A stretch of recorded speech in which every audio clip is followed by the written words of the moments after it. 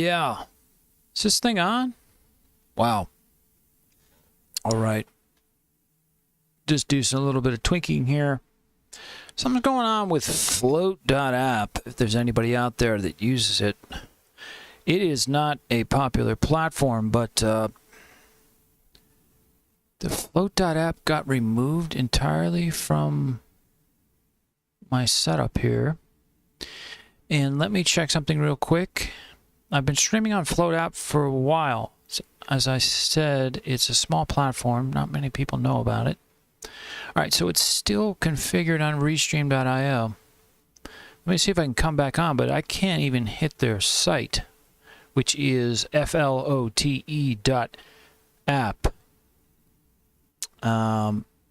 Could be 100% packet loss across the board here for Float.app. It is not looking good. I can't hit it at all in a web browser. I'm going to try to ping it. Hold on a sec.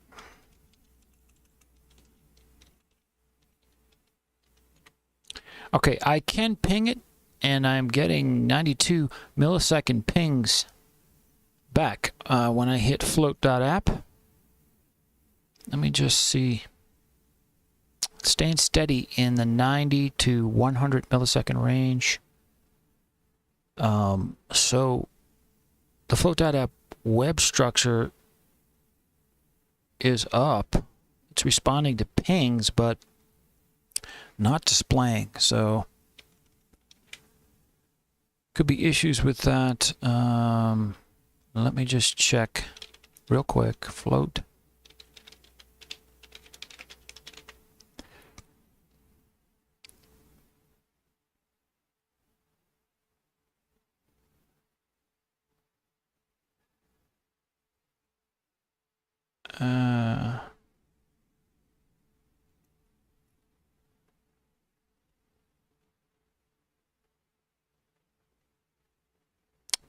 System status April 1st. As we get into evening of day 1, notifications are working now and the main feed is operating smoothly.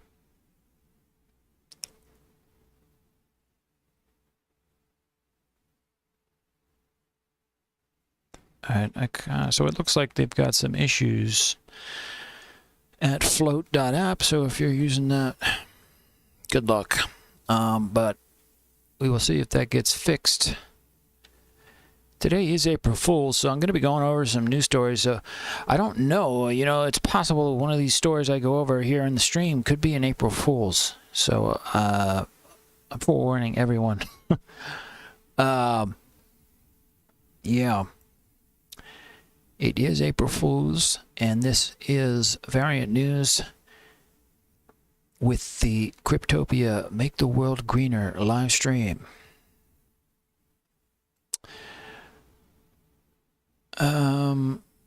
Let me fix a couple things here.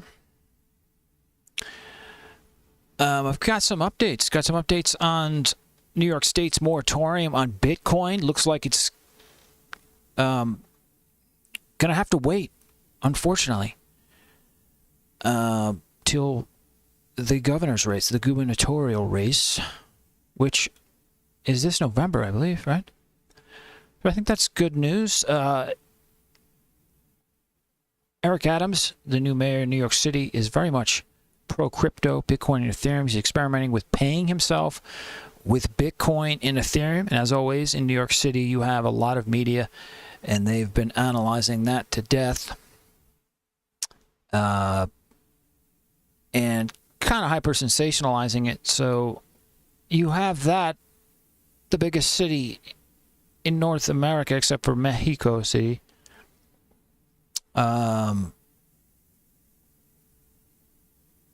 with a very much pro-crypto mayor, and then you have Albany in New York State trying to ban Bitcoin mining. So we'll see how that unfolds. Looks like we'll have to wait until near the end of the year, maybe next year. But I think as things progress here, it's possible New York State may miss out on this moratorium. They won't do it. The moratorium, basically, I believe they're wanting 2 years ban, 2-year ban on Bitcoin mining in New York State, according to cranesnewyork.com. We have an article all about that.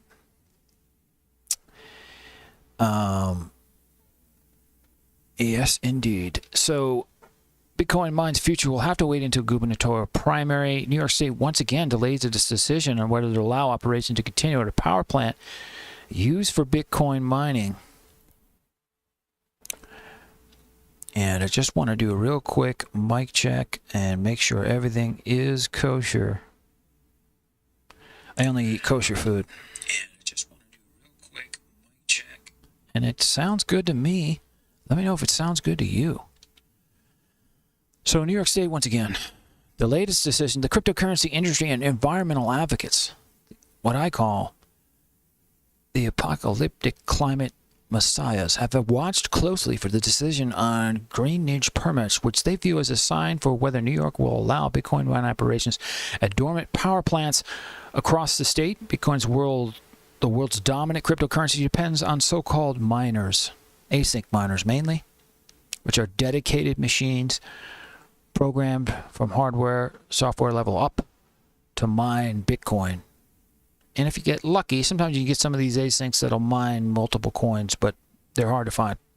Bitcoin, the world's dominant cryptocurrency, depends on so-called miners whose high-power computers run day and night. Oh my God. To process transactions and earn rewards in the valuable virtual currency. So, mining has also become an issue for the governor, with candidate Jumaine Williams calling for a ban, environmental groups pushing Governor Kathy Hochul, who came into the position of governor in New York State when Cuomo resigned in disgrace. The primary vote will be held June 28th. The DEC said in an emailed statement Thursday afternoon that it was delaying its decision until June 20th. Okay, so I was reading that. Okay, I didn't understand primary at first. So I thought maybe the governor's race, but no, we're talking about gubernatorial primary when they pick for the Democrats who's going to run for governor. So perhaps sometime after June 30th, but that's pretty crazy.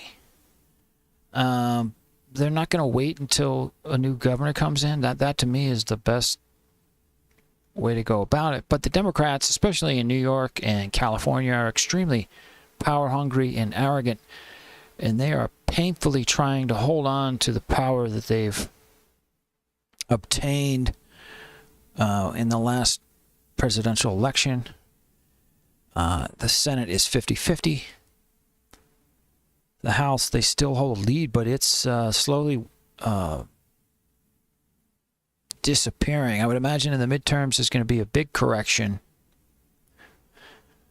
We will have to see. I'm not sure. I'm not familiar with this Jumaine Williams. I don't think she has a chance of winning the race for New York State for governor. Hochul, I believe, last I heard, she was going to try running too. We will have to see.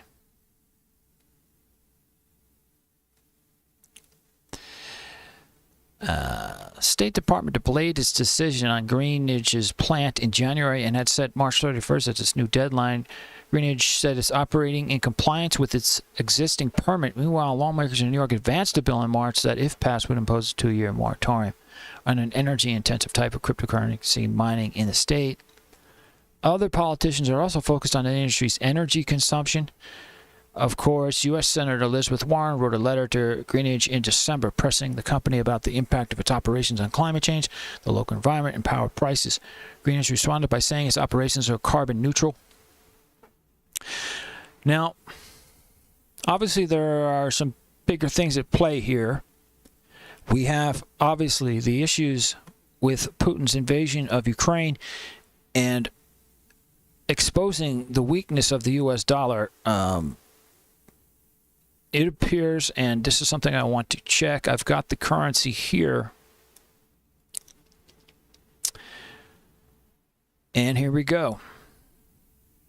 So, just want to refresh this again. They're already in April 2nd here on UTC, so we're almost at 9 p.m. today. So, but that's showing UTC time, April 2nd. 1 ruble is equivalent to .0116 rubles. So, I'm sorry, 1 ruble equals .0116 in US dollars. So it's risen. It was down in the .009 range. So it is coming up. And Iran and India and China and some other countries are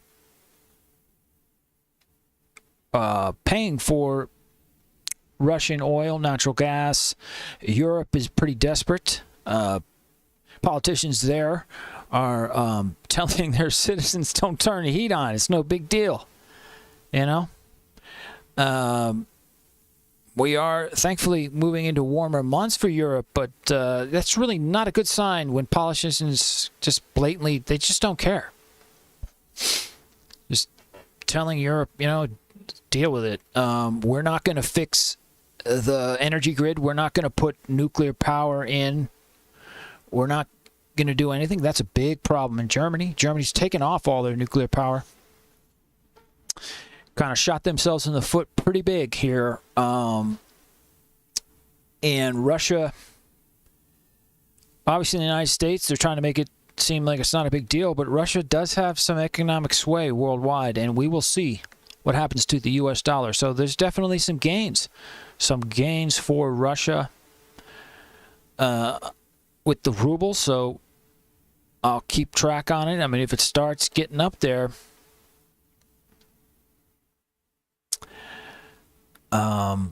things are going to get ugly for the U.S. dollar. It could be long-term. It could be short-term. We got to see if it starts hemorrhaging. It could by the end of this year or sooner. I want to take a look at commodities. We'll just take a look at wheat real quick here. Wheat's at 366. It hit, I believe, an all-time high of around 422 on March 7th, but don't quote me on that. When I hit max on here, it only goes back to 2008, this chart. All right, we did the ruble. We're not going to do a SOX tunnel, although if you're interested, ask me. I can set you up with the SOX tunnel. Get started with that. So just taking a look at WTI crude below 100. So the WTI crude was up in the $120 range, and that is a huge, like, psychological price point for Wall Street and markets across the world. But WTI crude below 100, and Brent crude, that was up in the 120 range a little while back. WTI crude was, I think, around a few days ago, it was around 112 maybe, somewhere around there. It was below Brent crude, but Brent crude is up to 120, and that's down to 104. So oil is going down for now. We hit those peaks right when wheat, same time when wheat went up in early March, and now we're kind of hovering back down again. So I have to see long term where this goes. Biden administration, it's not really a good idea what they're doing, but they're tapping into our oil reserves. I believe they keep going. We're not going to have much left.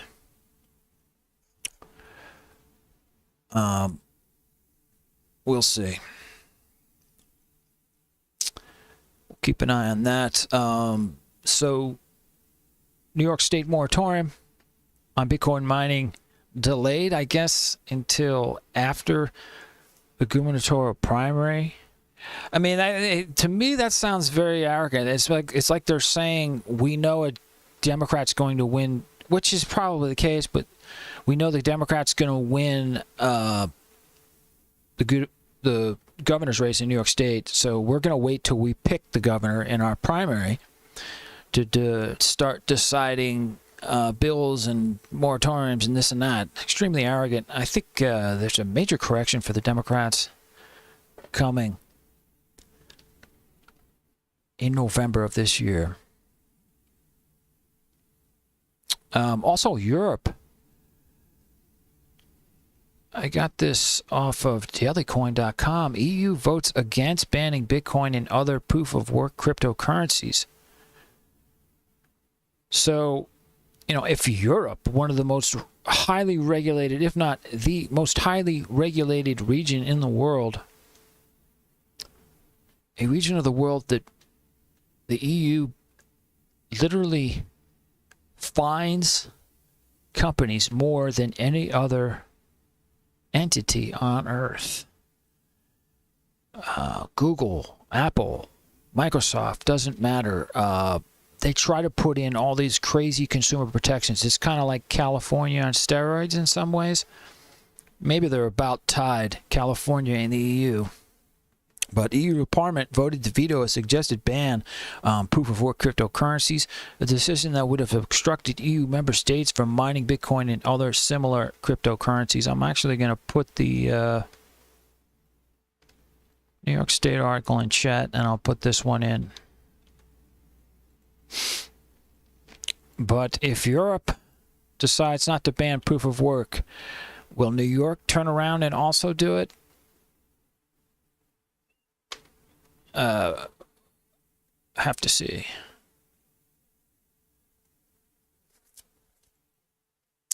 On Monday, the 14th, Parliament's Economic and Monetary Affairs Committee voted on the proposed markets and crypto assets framework that uses current legislation for conducting digital assets. Where's the timestamp for this article?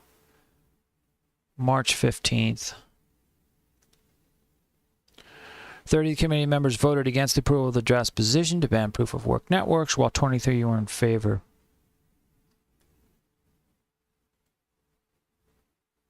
Moving on to check some things. Actually, I want to move over to Total Tech and just check out their FAQ real quick.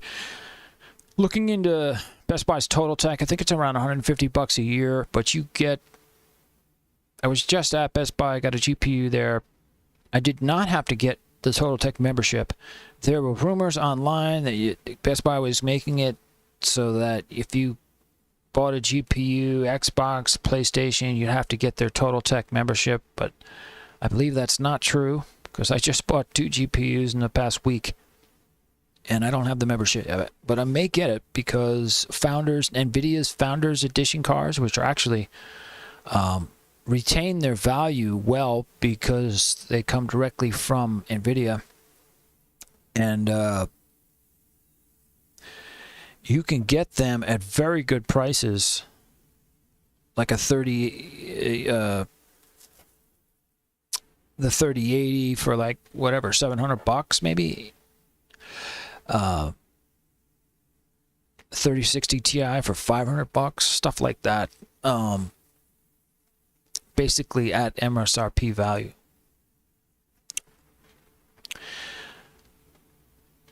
And all in-store home, remote support services included. I don't care about that.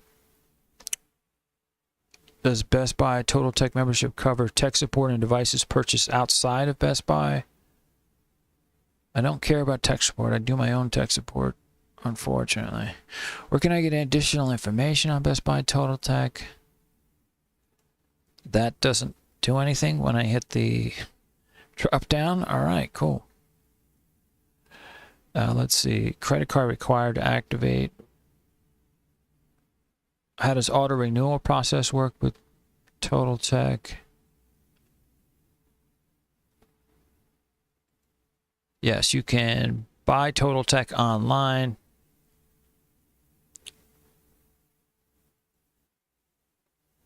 Total Tech could get up to 24 months of product protection, which would be good for you're buying, anything expensive to PS5, Xbox Series X, all in the $500 range. GPUs.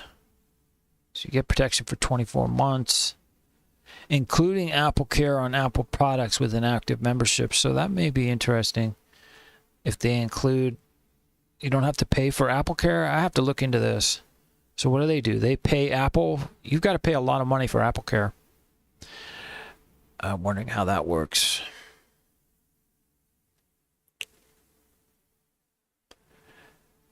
Access to exclusive member prices. They don't list exactly what product. I think they're going to keep that vague in their terms so they don't have to adhere to it. But I talked to a sales associate at Best Buy,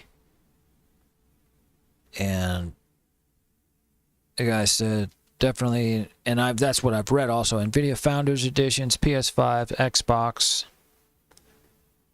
and maybe they'll do AMD GPUs, but probably not. It's just AMD doesn't have the demand that NVIDIA cards have. But that may change down the road within 2 to 3 years because NVIDIA is running into all issues with power efficiency, and it may start to eat into their market share.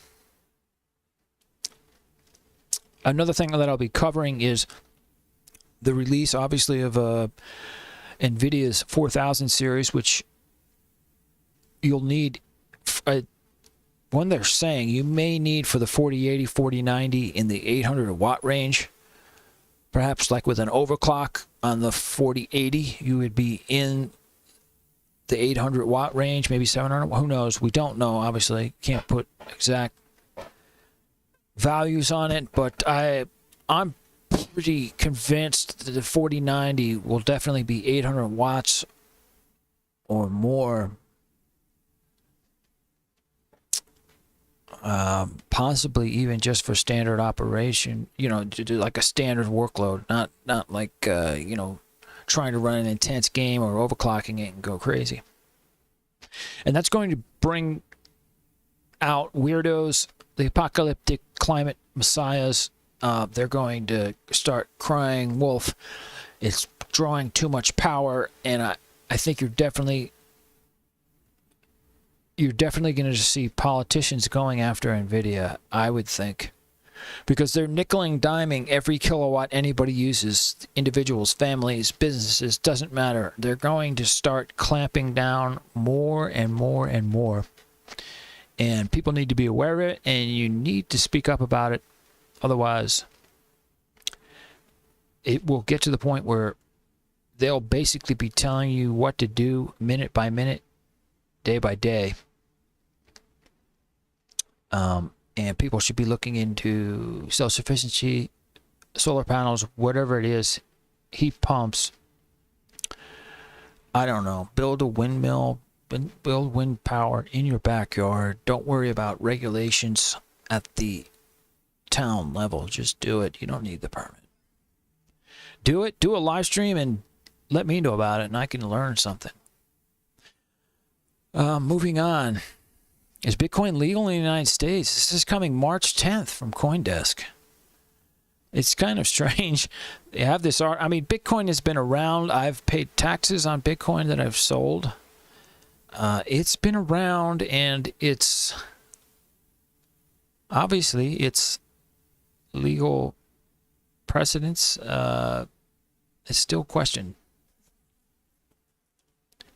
And we will see what happens as we get wave after wave of crypto legislation in the months and years ahead. The U.S. has developed a patchwork of cryptocurrency regulations, in recent years, with legislators at both the state and federal level taking turns tackling specific areas of the industry. Several agencies, such as my favorite, the SEC, with Gary Gensler at the head, and the Commodity Futures Trading Commission, the CFTC, also contend to oversee portions of the growing crypto market. While these financial watchdogs have issued guidelines, warnings, and rules, their efforts have been mostly uncoordinated so far. As the digital asset market has grown into a $1 trillion market, lawmakers have realized now that crypto is here to stay and there is a need for regulatory clarity. In March, an executive order signed by the president directed key federal agencies to coordinate their efforts at drafting cryptocurrency regulations to protect investors and prevent illicit use without choking innovation. This next sentence basically stating there's going to, obviously we have 50 states in the United States. Each state's going to do their own thing. And then you're going to have federal regulations on top of that. It's going to be a messy, messy journey. New York State already has a BIT license. I've talked about it often. And it is the most heavily regulated crypto state in the union.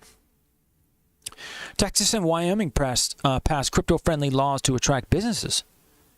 The Lone Star State, which has become a Bitcoin mining powerhouse after China banned crypto mining, passed the Texas Virtual Currency Act in June 2021 that defined a legal status of cryptocurrencies as a digital representation of value that is used as a medium of exchange, unit or account, or state of value, and let state-chartered banks offer crypto services to clients. Texas will be it will be the long-term stronghold for mining Bitcoin, which, for me, I'm starting to get to the point where I might want to take a trip down to Texas and see what I can, kind of connections, networking I can do down there, because I'd like to invest in some type of Bitcoin mining operation. That's obviously something down the road, but long term, Texas always has been its own universe. You don't mess with Texas. No one can. It's a massive state. Only Alaska is bigger than it. And they just kind of do things their way. And if you don't like it, that's too bad. And that goes all the way to the federal government. And I really wish New York was more like Texas in those ways. But we will see. Anything can happen, I think. Just need... Someone is texting me incessantly and annoying me. I'm going to have to put my Do Not Disturb on.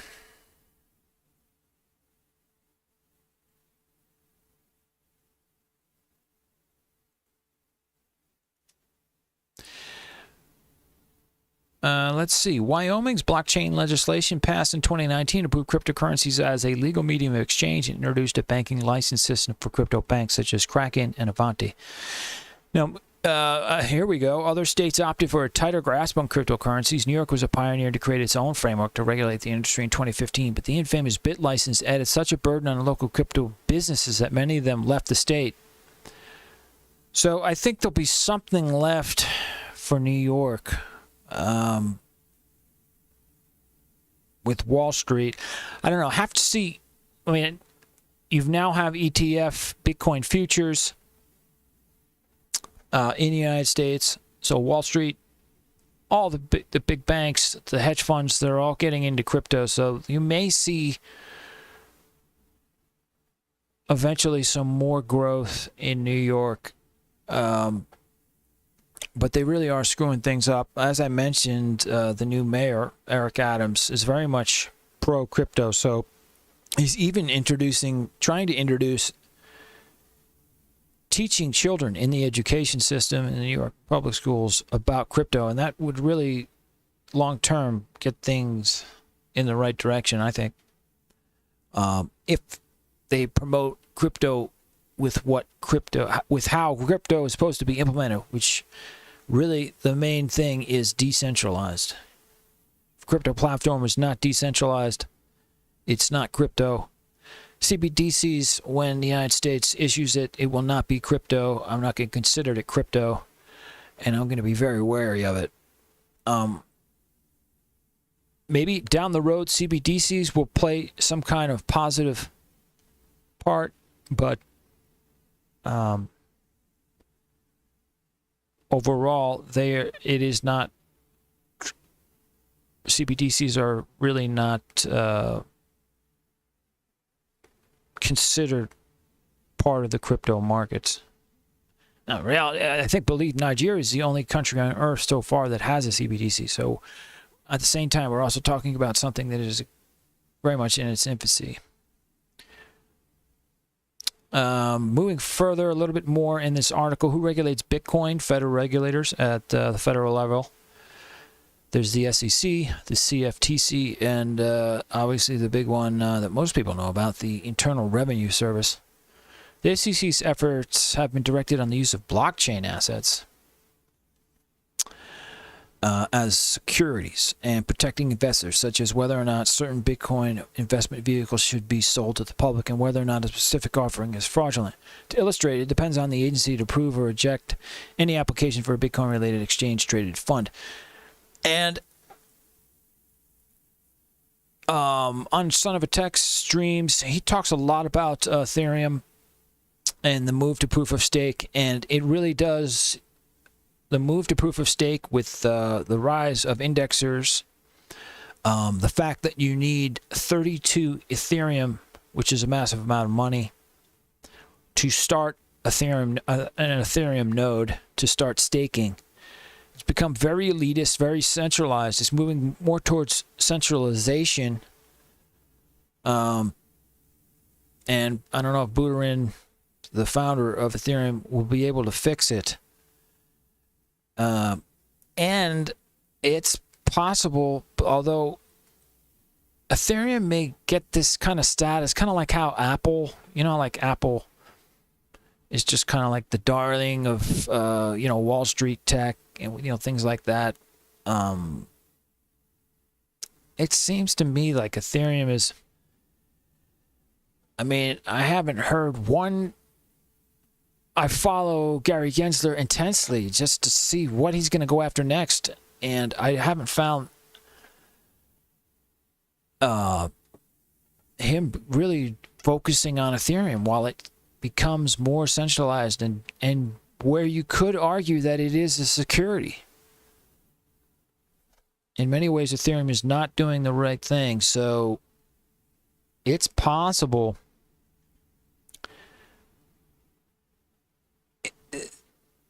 that the SEC would get involved and have an investigation into Ethereum. And the solution would have to be that it becomes more decentralized, so it's not seen as a security. That is possible, but obviously it could go so many different ways. The CFTC defined Bitcoin as a commodity, and its efforts are mostly focused on monitoring the futures market of cryptocurrencies. A certain type of derivative market that allows investors to speculate on the price without actually buying the underlying commodity. Futures is extremely risky and complicated. You have to do your research. Obviously, if you don't know what you're doing, don't even bother researching futures. The agency also assumed responsibility for investor protection and has filed lawsuits involving several Bitcoin-related schemes.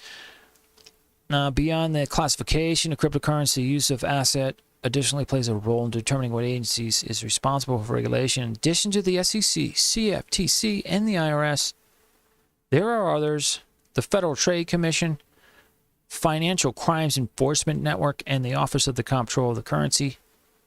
Now, anything related to crime, criminal actions, this is a massive misconception in the world today by people who are ignorant. Bitcoin is any currency, the US dollar especially, is prone to abuse by criminals. The difference between a US fiat dollar, paper money, and Bitcoin is that Bitcoin's purpose with the blockchain is to record every transaction. That means you know every exit point. The exit points, entry points, you have that historical record. So you cannot make an argument that criminals are using Bitcoin because they catch them all and they can trace the money. So I just don't see issues with FinCEN and Federal Trade Commission, all this stuff. All of it. SEC, everything. Everything's there, transparent, out in the open.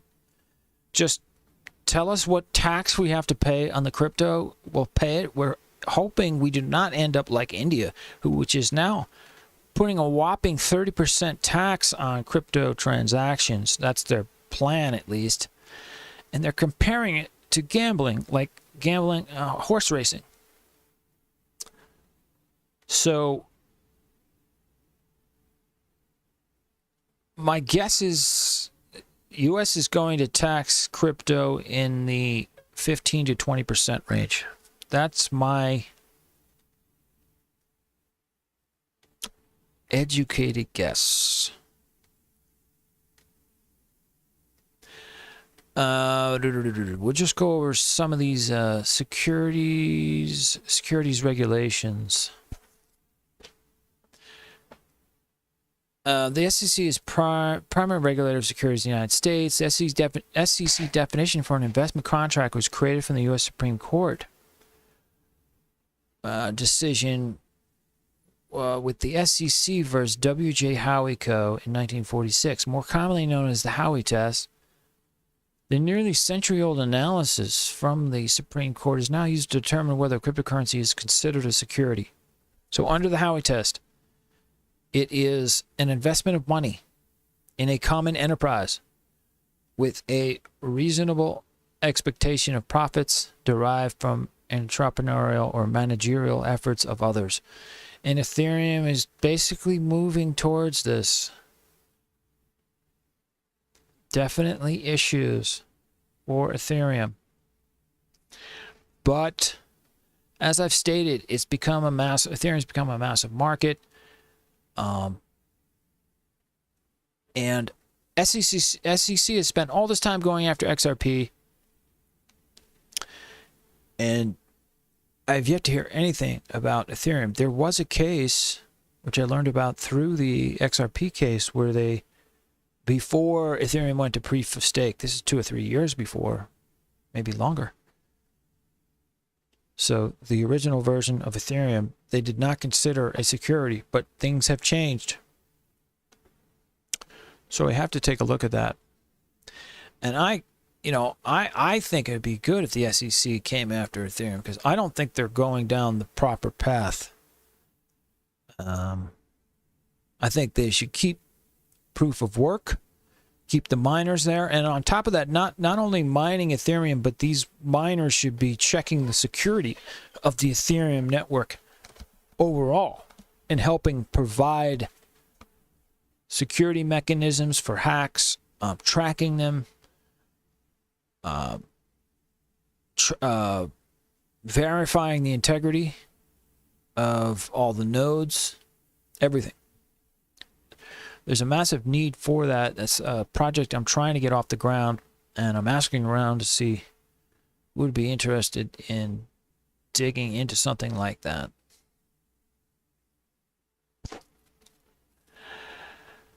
I want to see if they even mention Ethereum directly. My keyboard is out, and that is not good. And they don't even mention Ethereum in this case for whether it is a security or not.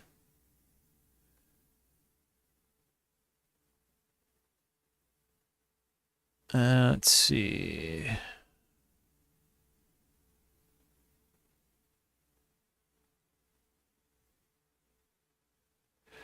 That's pretty much it from, I'm going to definitely have to revisit this, especially for the case with Ethereum. So, looking at this is posted March 3rd, Crypto and Blockchain Surging Wave of Data Laws. And this is a 4-part series. I'm going to actually save this URL so I can come back to it. And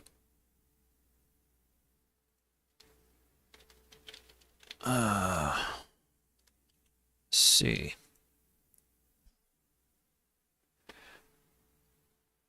So just as Web3 is a catch-all term for digital assets and infrastructure, as highlighted on last month's Cryptopia pop-up, crypto is a catch-all for all digital currencies.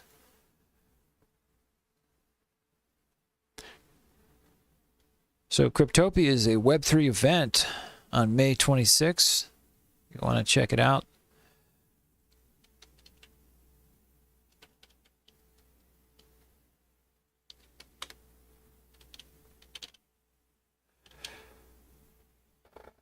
And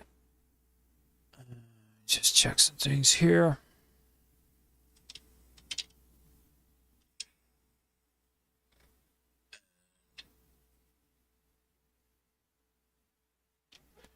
So there it is. .xyz domain is very strange sounding. I don't even know what this is about. Who's going to be here?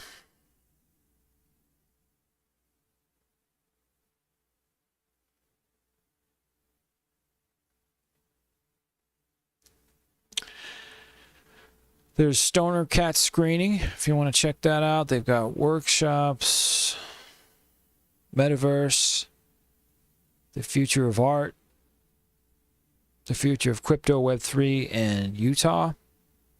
They got breakout sessions on DeFi, DAOs, crypto, and play to earn. I don't know, might be interesting, might not.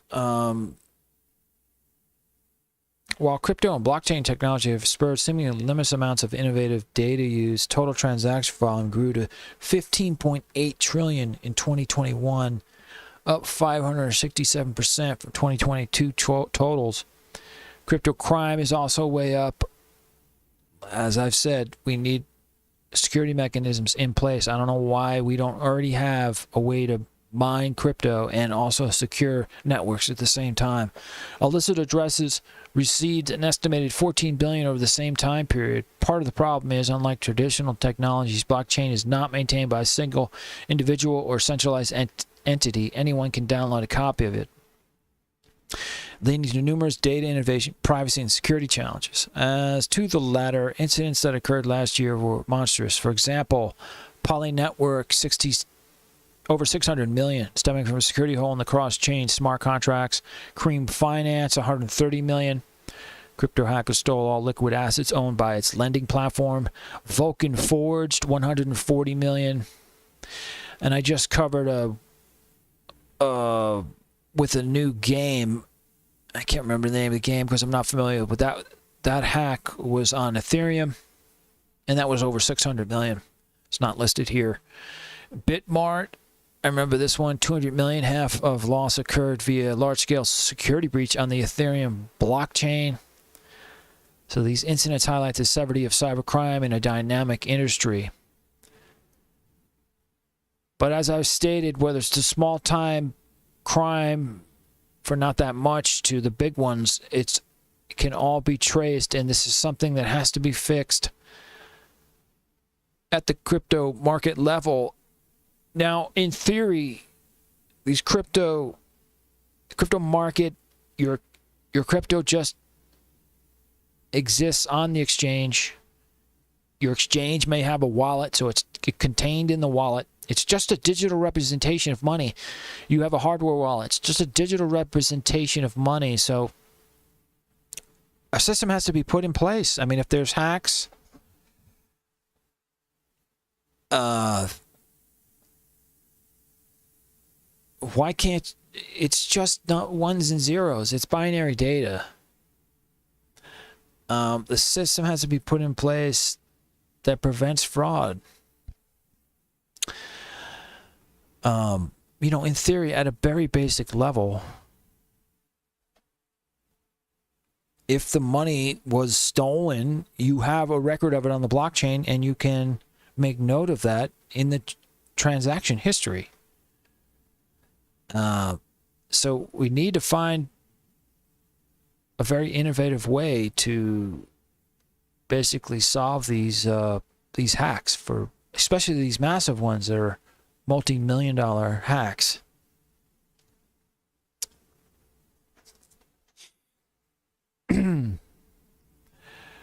But the issue is that it's very hard to keep track of all of that. But if that's built into the system, perhaps stuff can be dealt with.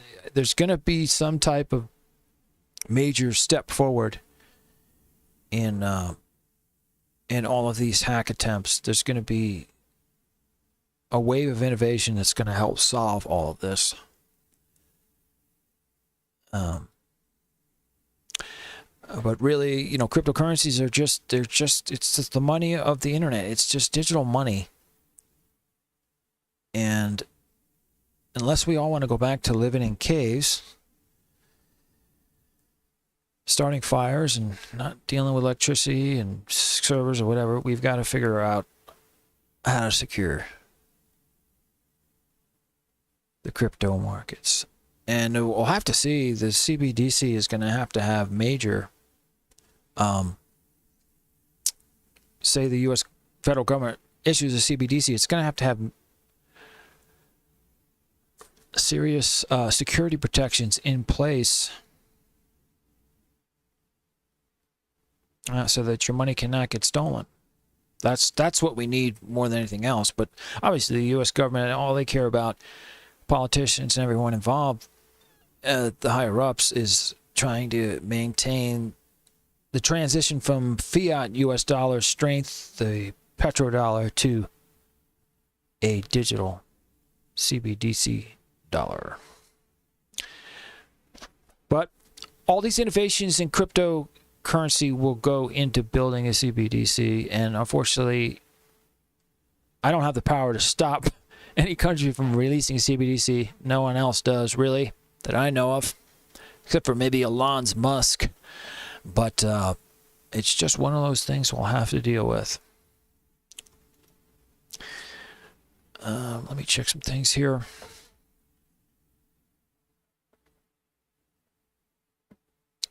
We got any word in the chat. Just noting this.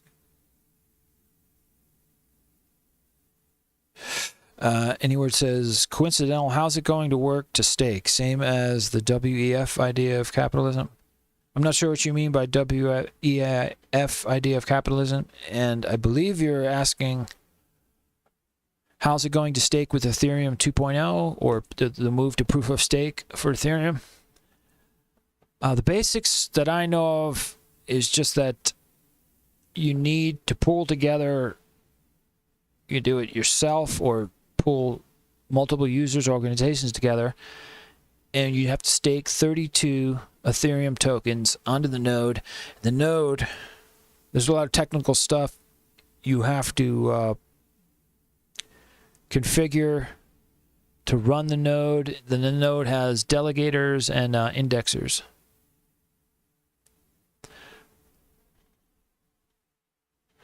WEF, World Economic Forum idea of stakeholder capitalism. Well, let's take a look at that.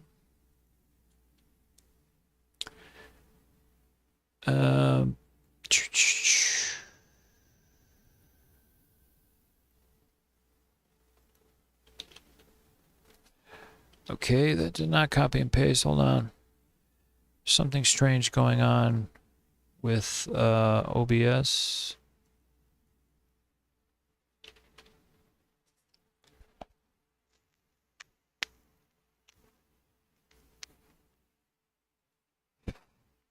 Now, stakeholder capitalism, environmental social governance, ESG, I believe, with Klaus Schwab and those guys, the elites, they're very much promoting stakeholder capitalism.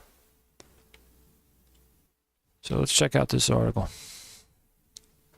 Stakeholder capitalism is a form of capitalism in which companies seek long-term value creation by taking into account the needs of all their stakeholders and society at large. And here we go. Klaus Schwab discusses its history and relevance in this excerpt from the book, Stakeholder Capitalism, a Global Economy That Works for Progress, People, and Planet. Klaus Schwab is an apocalyptic climate messiah. He believes he's here on Earth to save us all from the climate and from ourselves. And I am deeply disturbed by that. and you should be too.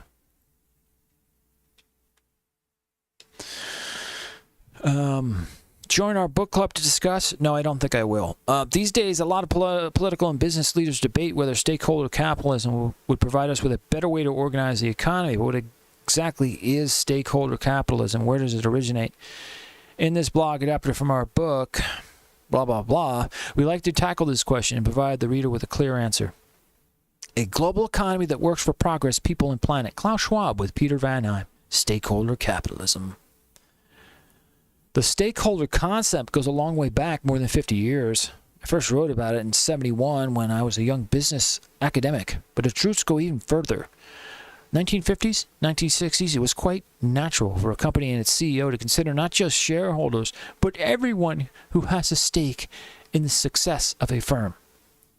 What is the core of stakeholder capitalism? It is a form of capitalism in which companies do not only optimize short-term profits for shareholders, but seek long-term value creation by taking into account the needs of all their stakeholders and society at large. This approach was common in the post-war decades in the West. I don't think I can read much more. Stakeholder capitalism is part of the environmental social governance movement. Klaus Schwab. I really don't like it. You know, it makes it sound like it's in a utopia, and most people don't know anything about it. I mean, it's propaganda. I mean, but comparing it to Ethereum's move to proof of stake, Ethereum is maybe there is an argument that Ethereum's move to proof of stake is similar to stakeholder capitalism. But my impression is that it's, Ethereum's getting taken over by all of these early programmers of Ethereum who have large swaths of Ethereum, and they want to push everybody else out. They want to push the miners out.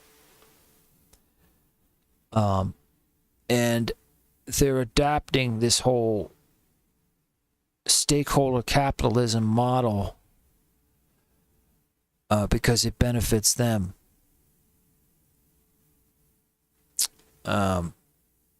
And that's the problem with all of this. So you have stakeholder capitalism, so in my mind, and the way they make it sound, everybody in the United States, everybody in Canada, everybody all over the world should be a stakeholder in these companies. But that's not going to be the case. And stakeholder capitalism is going to bring about more. They're going to try to control more and more of what small businesses, mid-sized businesses, and what individuals are able to do.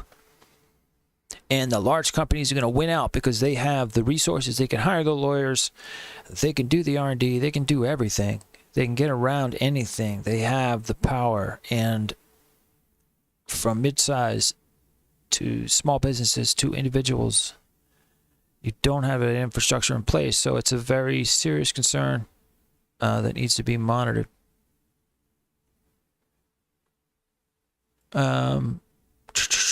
Taking a look at this article real quick. I just want to see.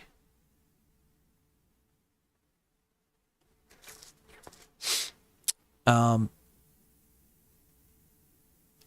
I post this link? So this link has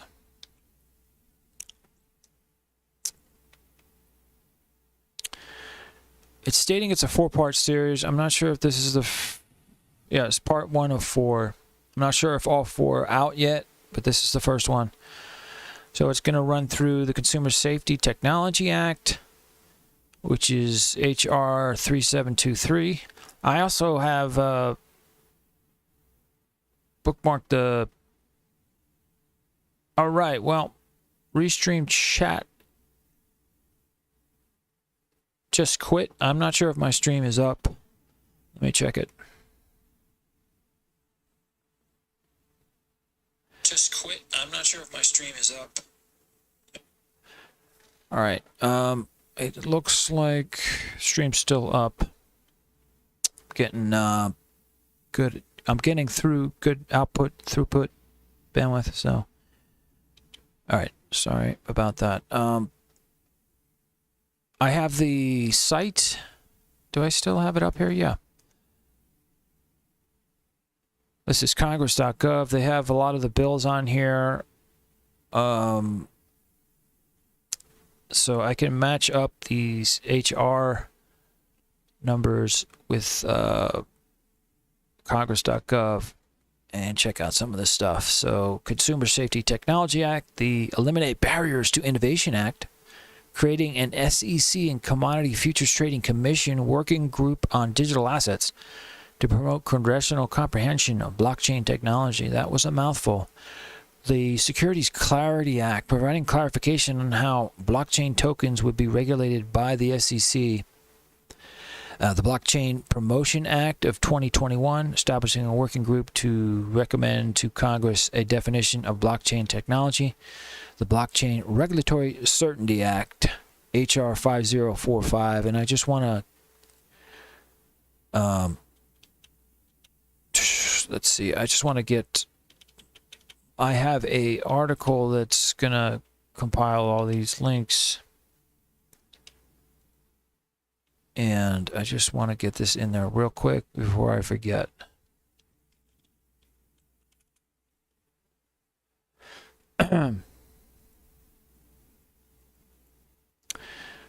But there is a lot going on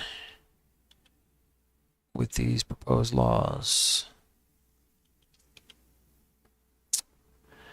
Legalized. Let's see. U.S. crypto. So I have U.S. crypto legislation for 2021. I'll update this to include 22. All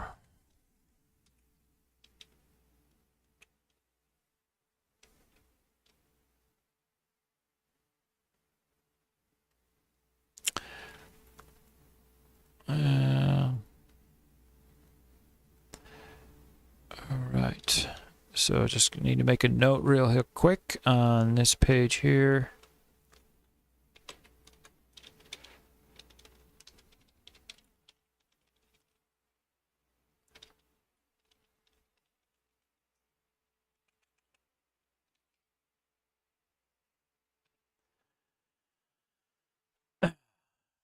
So a lot going on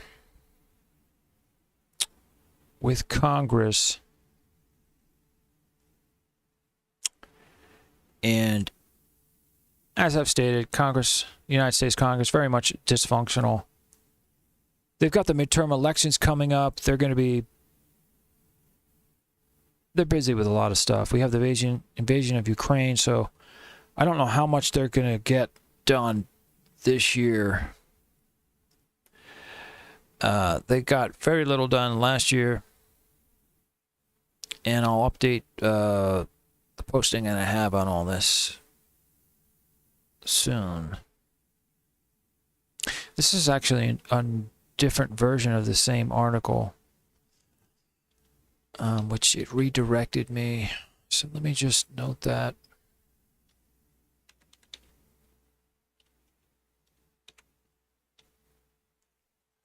Real quick.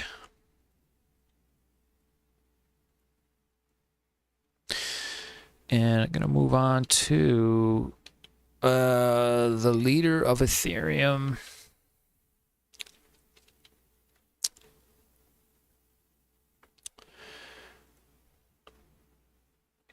Here we go. I don't know if this is April Fool's or what, but I guess he talks with his pajamas on. That's Vitalik Buterin, the founder of Ethereum. There's bunch of guys that started Ethereum. I believe one of them started Cardano. A couple other crypto platforms were created from some of the founders of Ethereum, but Vitalik is still there. Vitalik is still there, pumping away, trying to lead the masses who are following the Ethereum ecosystem. The blockchain mastermind also took shots at Ethereum in a richly ambiguous April Fool's post. So yeah, this is our April Fool's post. I don't know what's fact or April Fool's in this article. Ethereum mastermind and co-founder Vital Buterin published a blog post Friday that with compelling logic and detail defended Bitcoin maximalism. The post seems largely serious, though its publication on April Fool's Day introduces all sorts of questions about his real intentions.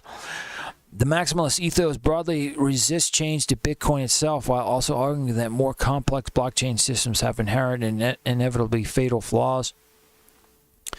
Buterin's praise for maximalists is shocking because Ethereum itself is the most consistent and high-profile target of maximalist criticism, substantially because of the fragility introduced by the complexity of its smart contract features. In his post, Buterin frequently seems to echo these critiques of the system he conceived, including taking shots at Ethereum proposals to print money for developers. He even rhetorically badmouths his own habit of meeting with business and political leaders with questionable morals. Some of these people are actively involved in serious human rights abuses that Vitalik certainly does not support. Does Vitalik not realize just how much some of these people are geopolitically at each other's throats? Well, it's easy to interpret as some sort of ironic troll. What Buterin really seems to be doing here is leveraging the inherent ambiguity of April Fool's publication date to highlight the nuance and complexity of the debate over maximalism. His apparent attacks on Ethereum are best interpreted as making the case that the crypto ecosystem encompasses many different approaches, even when he ramps up the rhetoric for April Fool's trolling purposes. He describes Team Blockchain implicitly, including many Ethereum folks, as privileged people in wealthy countries who love to virtue signal about moving beyond money and capitalism, and can't help being excited about decentralized governance experimentation as a hobby.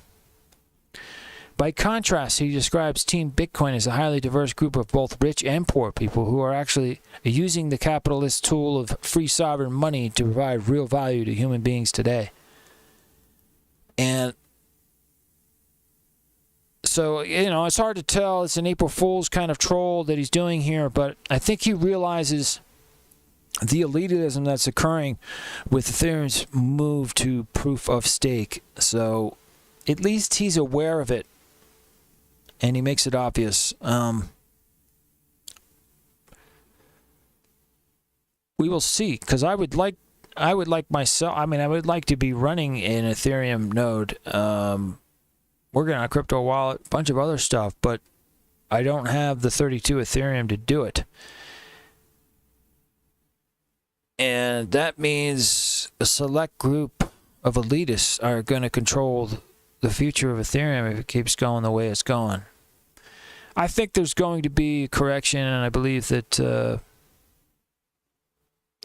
there's a possibility that Vitalik might be able to steer course, make some kind of course corrections, but we'll see if it happens or not. All right, I've been streaming for about an hour.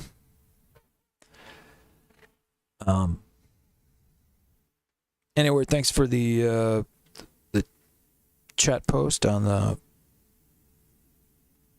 stakeholder capitalism stuff. That stuff is interesting. The entire environmental social governance movement that it's a part of. It will be one of the big stories for the next 10, 20, 30, maybe longer, 40, 50 years.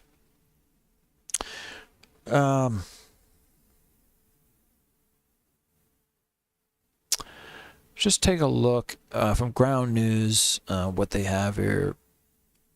I want to refresh, get the latest. So 401ks will soon let you invest in crypto. Crypto's slowly starting to move into 401ks, IRAs, Roth IRAs, and other traditional financial platforms or services. So that's good, I think. because I think you're pretty, I mean, Bitcoin's probably your safest bet for holding long.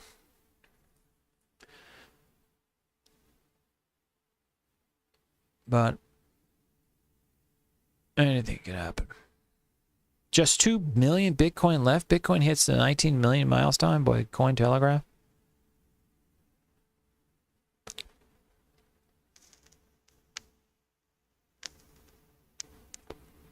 Okay, so this is coming off of Ground News. I'm not sure who the direct articles from Cointelegraph, I guess.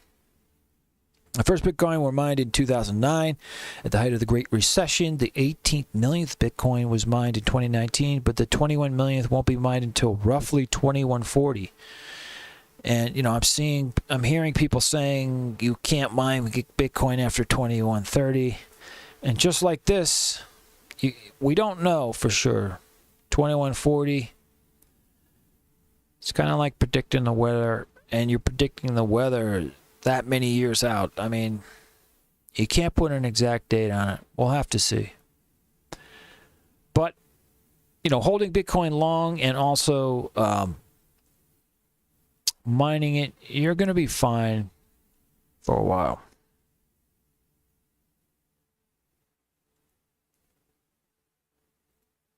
Let's see.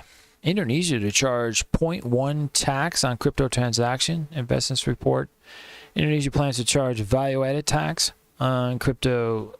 Right? Value-added tax is like what they do with gas here in the United States and cigarettes. Right? So the 0.1% tax on crypto transactions and capital gains at a rate of 0.1% starting May.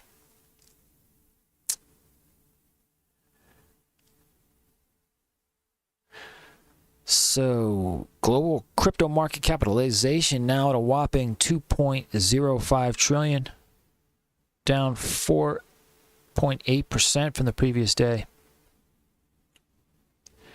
Twitch co-founders gaming NFT marketplace raises 35 million.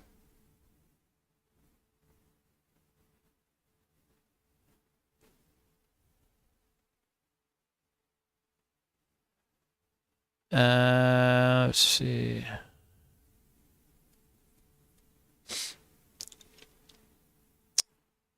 This looks somewhat interesting. The European Union states that the names of the provider and the recipient of a transfer of cryptocurrencies are demanded by service providers with numerical activities involved in the operation. Cryptomanies Europe. I'm not sure what this is about. Let's check this out.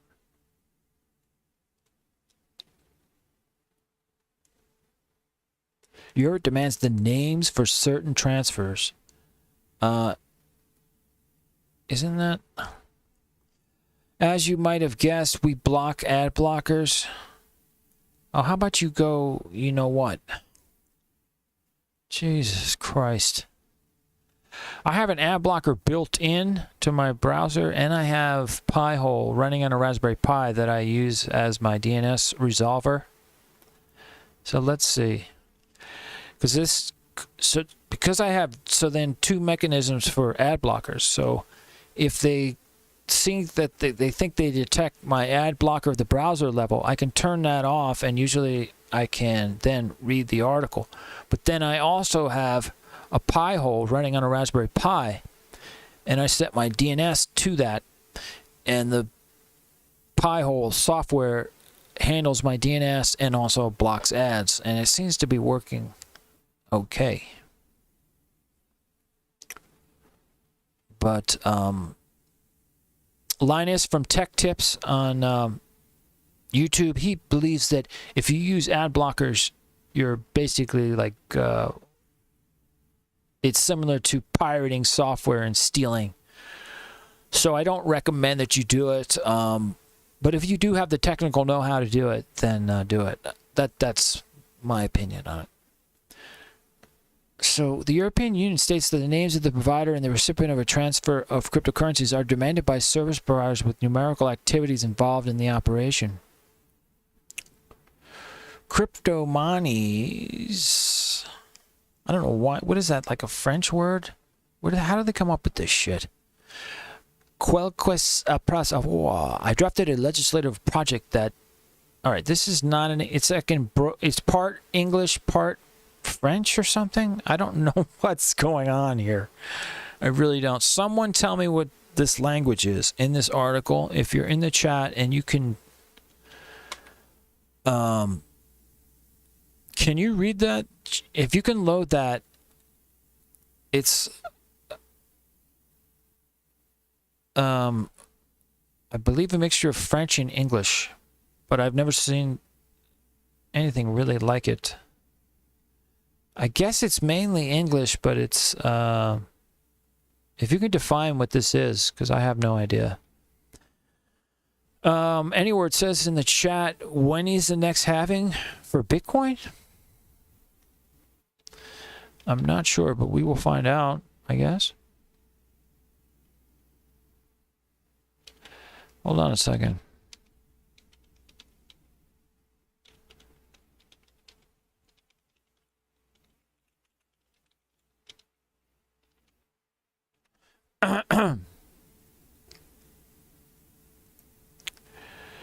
Let me see what this article is posted. It's posted January 3rd, so we'll actually take a look at it and see. Let's see what we can find here.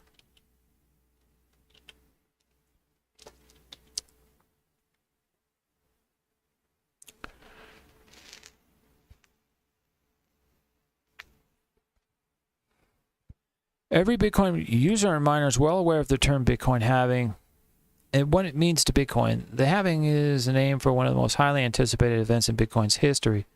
This event affects just how much Bitcoin is in circulation, so it doesn't increase exponentially.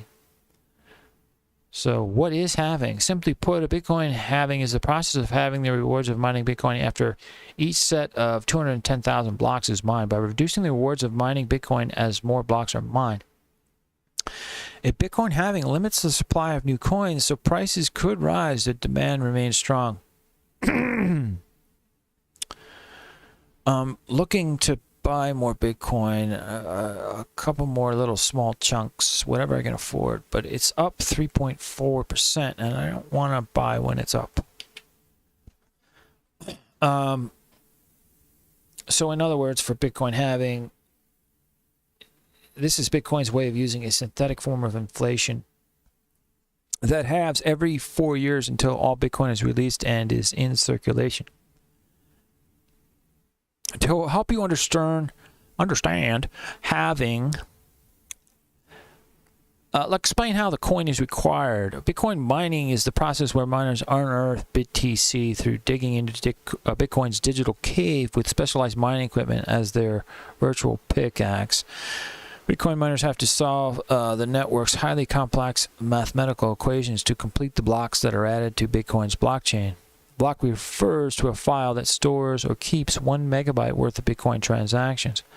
As more and more transactions are verified, Bitcoin's network also increases in size. After successfully verifying transactions, which usually takes 10 minutes, miners will receive Bitcoin as the reward. Now, in the process called Bitcoin halving, the rewards earned by the miners fall by half after a set of 210,000 blocks is mined, or roughly every 4 years. Satoshi Nakamoto, the so-called creator of Bitcoin, set an artificial limit on the number of Bitcoin that could ever be produced. That limit is 21 million. And they are projecting it will be hit around 2040. At that point, miners will no longer be rewarded in Bitcoin for their efforts. What will happen during the next halving? Most investors believe the value of Bitcoin will increase and may achieve better growth between now and its fourth halving in 2024. So it is coming up in about almost a year and a half, I guess, right? Or April, May, June. About a little more than a year and a half, maybe, depending on when in 2024 it does its halving. The first halving of 2012 saw an increase in the price of Bitcoin from $12 to about $1,150. The second year of halving in 2016 saw a Bitcoin price to almost about $20,000. which eventually dropped to about 3,200. And that's when I was starting to buy Bitcoin in the $2,000 to $3,000 range.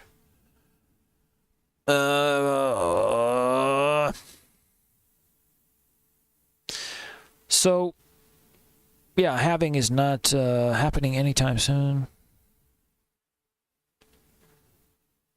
There is no set date also for the halving. It's an expectation, so we'll see. We'll have to do some more analysis on that and see if, as we get closer to 2024, if we can get a better projection of when it's halving.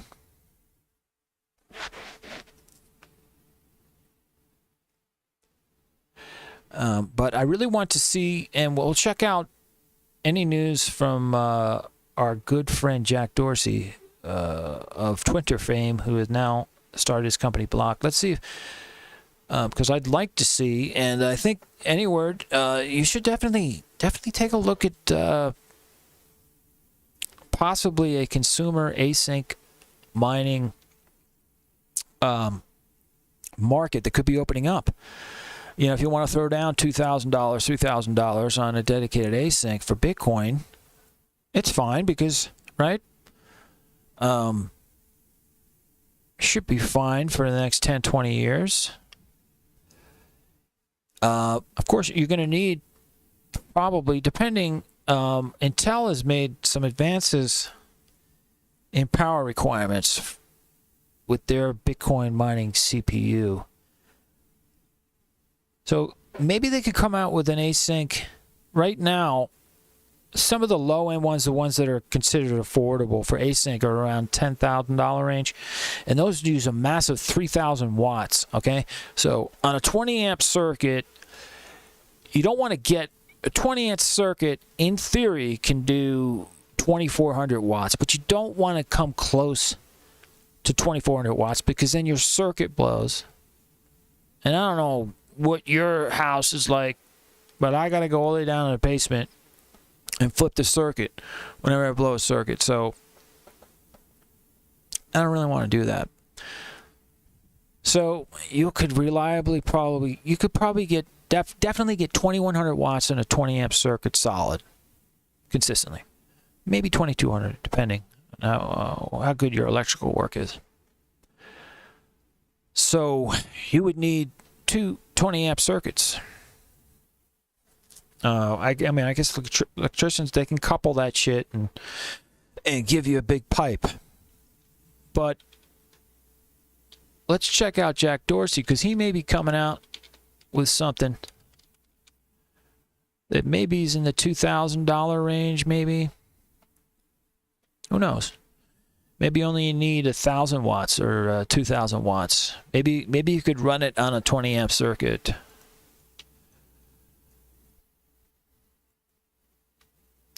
Oh, look at old Jack with his beard. He was talking to Congress recently. Let's look at that.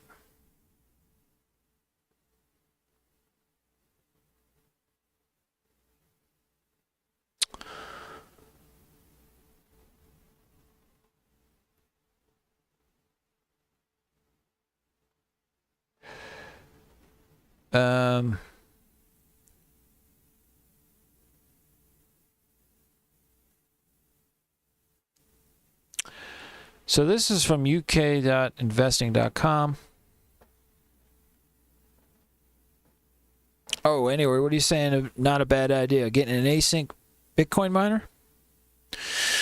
So from uk.investing.com, CEO Jack Dorsey was invited to talk to all those crazy politicians on Capitol Hill.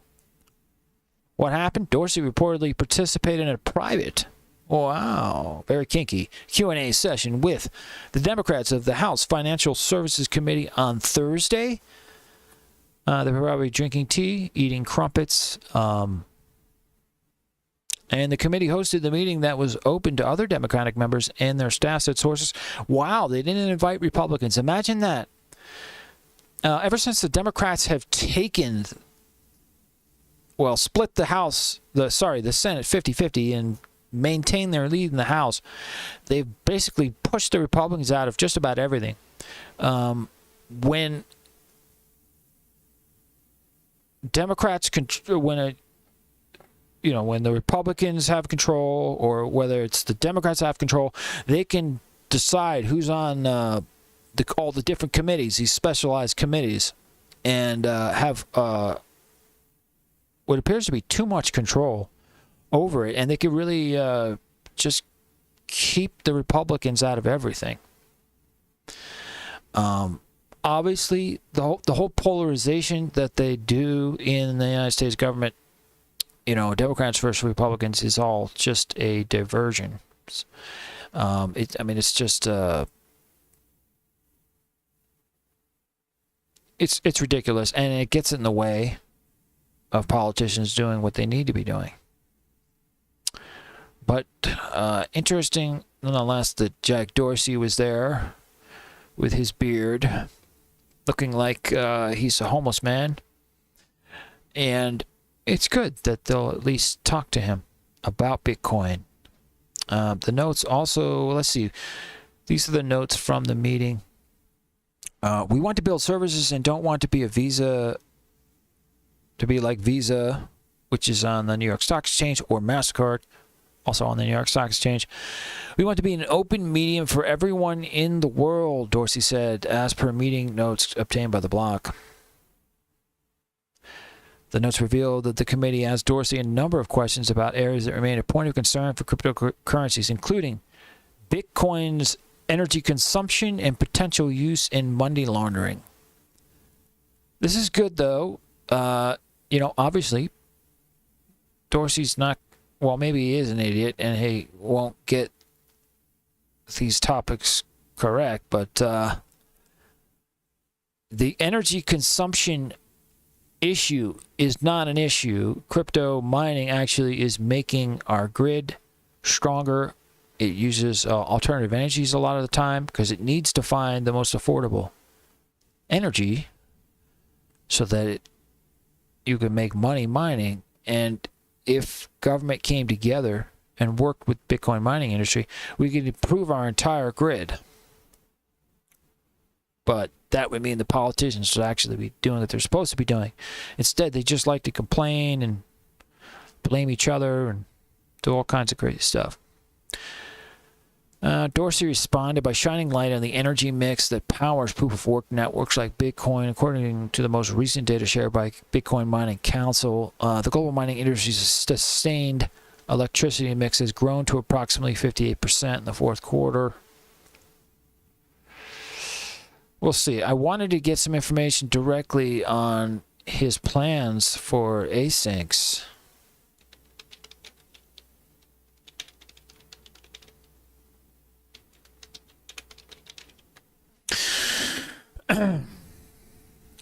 Jack Dorsey is hiring developers. Does anybody, anybody out there want to join?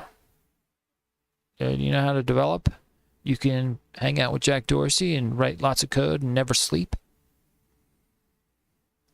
Lord knows I don't sleep. I'm actually dreaming right now.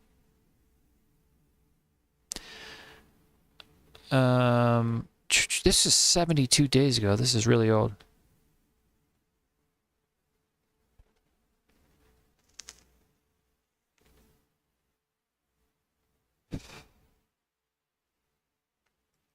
Well, this article's interesting. I'm not seeing any, this does mention, like I said, Intel's new Bitcoin mining CPU, which is supposed to have reduced power requirements. This 72 days. We'll check this out and then move on to Intel's Bitcoin mining CPU. I don't want to join your mailing list. Can you please get rid of that? All right. Crypto business is a problem for Block Inc., this investor says, and this is from cantechletter.com.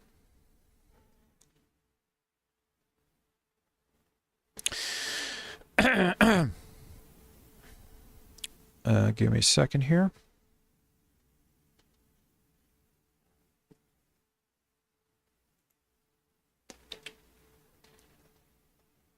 The stock may be down plenty from its recent highs, but that doesn't make Block Inc. Let's check it out. I was expecting a stock quote, and I'm not seeing anything. There we go. How? Wowzer. Block is already at 133. And you can see some movement here.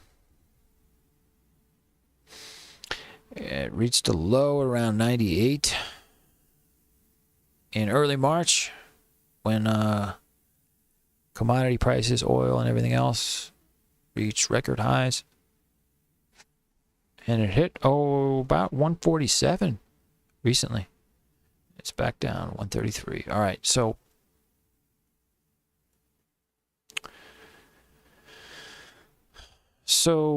portfolio manager Brett Garrard of Liberty International Investment, who sees Block's heavy dependence on the cryptocurrency business as a red flag for potential investors.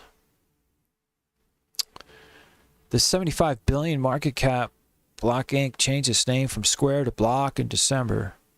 So all of Square, Jack Dorsey's Square, has changed its name to Block in an effort to better reflect the fintech company's focus beyond its set of commerce solutions for businesses that make up its Square segment, and incorporating, among other things, the role cryptocurrencies and blockchain now plays in Block's set of financial tools.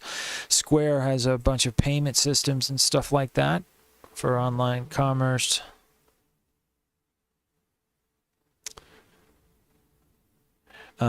Then in January, Block confirmed it would be adding Bitcoin mining to its string of businesses, saying its aim with all its products to provide access to financial tools, democratizing finance, as it were. In this case, the company's aim will invoke making its own async, application-specific integrated circuit mining hardware. We want to make mining more distributed and efficient in every way, from buying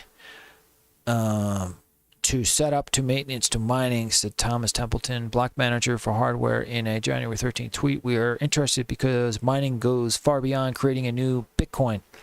We see it as a long-term need for a future that is fully decentralized and permissionless. And I can tell you from my mining experience, if you live in a warm climate and you like to run the air conditioner, I don't know, and you start Bitcoin mining, you're going to have to figure out how to, the heat that gets generated from your mining rig, you're going to have to figure out how to turn that into cold air. But I used mining rigs all this winter to heat my house. It's heated the central room that I have, and that heat dissipates through the whole house.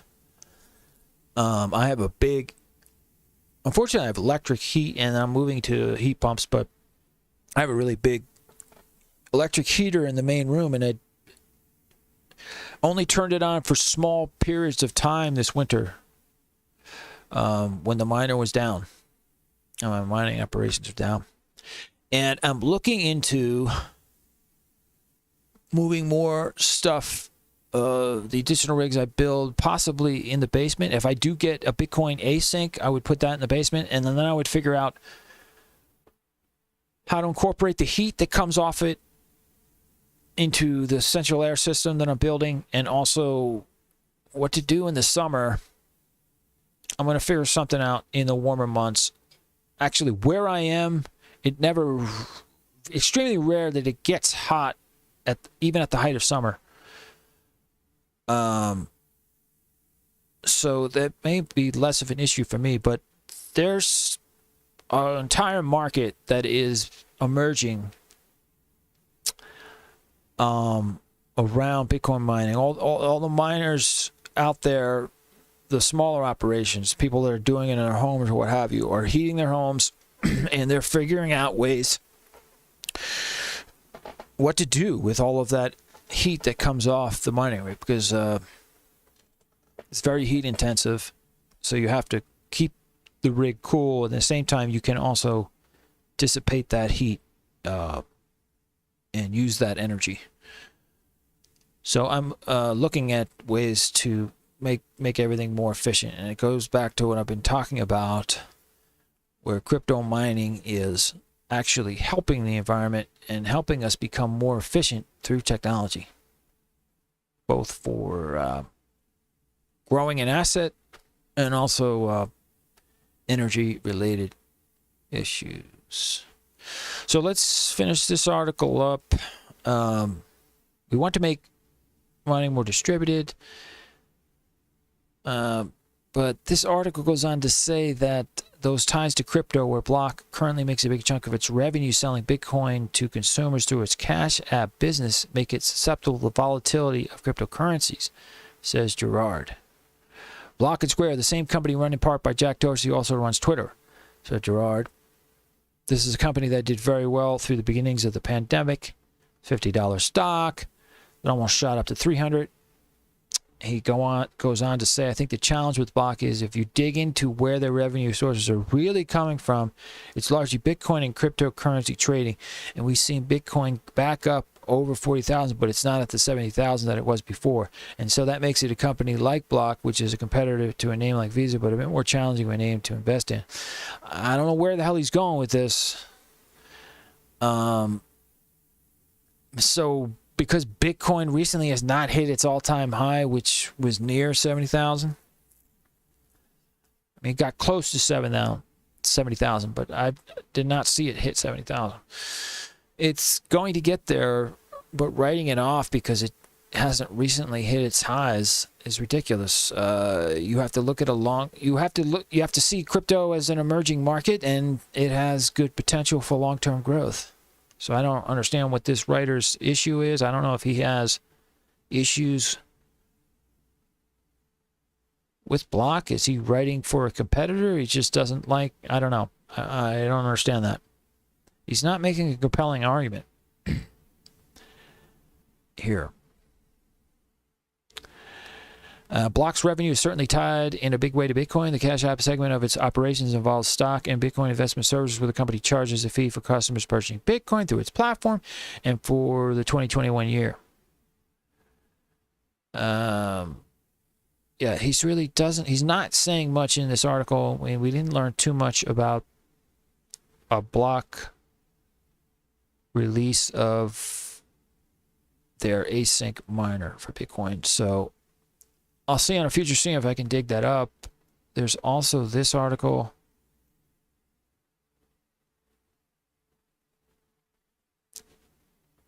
And it's pretty much similar to the last article where Dorsey met with politicians. All right. I am going to end the stream. Let me actually just check the latest Mark Moss videos on Odyssey. If I see something that piques my interest, maybe we'll check it out. How to protect. Let me check out the latest.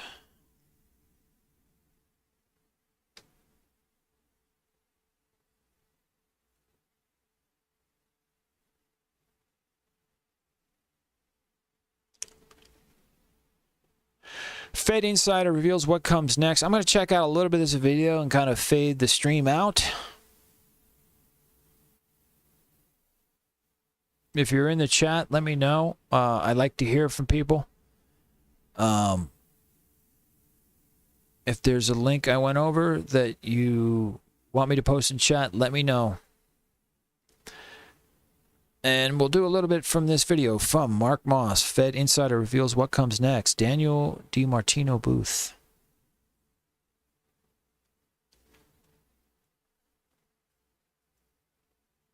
Economics is politics. That's the theme of the talk. That's the theme of the conversation I am about to have with a former Fed insider, someone who actually worked inside the Federal Reserve. And we are going to dig into what economics is politics. What does that mean? Well, to understand where the economy is going, you have to understand who the people are and what are driving their decisions. We're going to talk about inflation, what's really caused inflation, what the Fed is really seeing about inflation. We're going to talk about the Fed hiking the rates, the yield curve control. The 530 yield was just inverted. We're going to talk about that, what that means. We're going to talk about saving the dollar or saving the economy. The Fed is between the proverbial rock and a hard place. We're going to talk about that. The insider trading scandal from the Federal Reserve, was that really the Biden administration trying to move people out to bring people in? The change of the LIBOR and the software index, of course, Russia, Ukraine, what this means for the death of the dollar as the reserve currency, and so many other things. I'm talking about having a conversation with Danielle DiMartino Booth. She worked inside the Fed. She's the author of the book Fed Up. She's also going to be a speaker at the MarketDisruptorsLive.com event. There's a link down below. It's my event that I'm hosting. I've invited Danielle to come talk and explain what she thinks is going to happen over the next couple of years and what you should be doing about it for your money to build, grow, and protect your wealth. She focuses on these subjects. She's somebody that I value her opinion. It was a great conversation. Don't miss out on seeing her live, meeting her live, MarketDisruptorsLive.com. There's a link down below. And with that, let's go ahead and just jump right into the conversation. Danielle, I'm so excited for this interview. Second time you're back on the show. The first one did amazingly well, and I'm sure this one will as well. So anyway, thanks for joining me again today. Great to be here. Thanks for having me. So we were talking about a couple of things before we started recording, and it wasn't on my list of things to talk about, but I thought we would. So something that you've been talking a lot about is economics is politics. What does that mean? Well, it means that even though we think we would like to separate the two, kind of like church and state, it's become increasingly impossible. The fiscal stimulus measures undertaken after COVID, they're what sowed the seeds of inflation, because we'd had supply chain disruption going back to the first Trump tweet years ago. And the supply chain disruption just got all the much worse. But the new element really was fiscal spending to the extent of 43.2% of GDP injected into the veins of the economy directly, to like direct deposit. And that's a game changer that people have to appreciate, especially because the Fed monetized all of that debt. So that's another, just to put the 43.2% in context, the entire New Deal, World War II leading up to, all of that was 40.1% of GDP. Right. So we actually did something of a greater magnitude.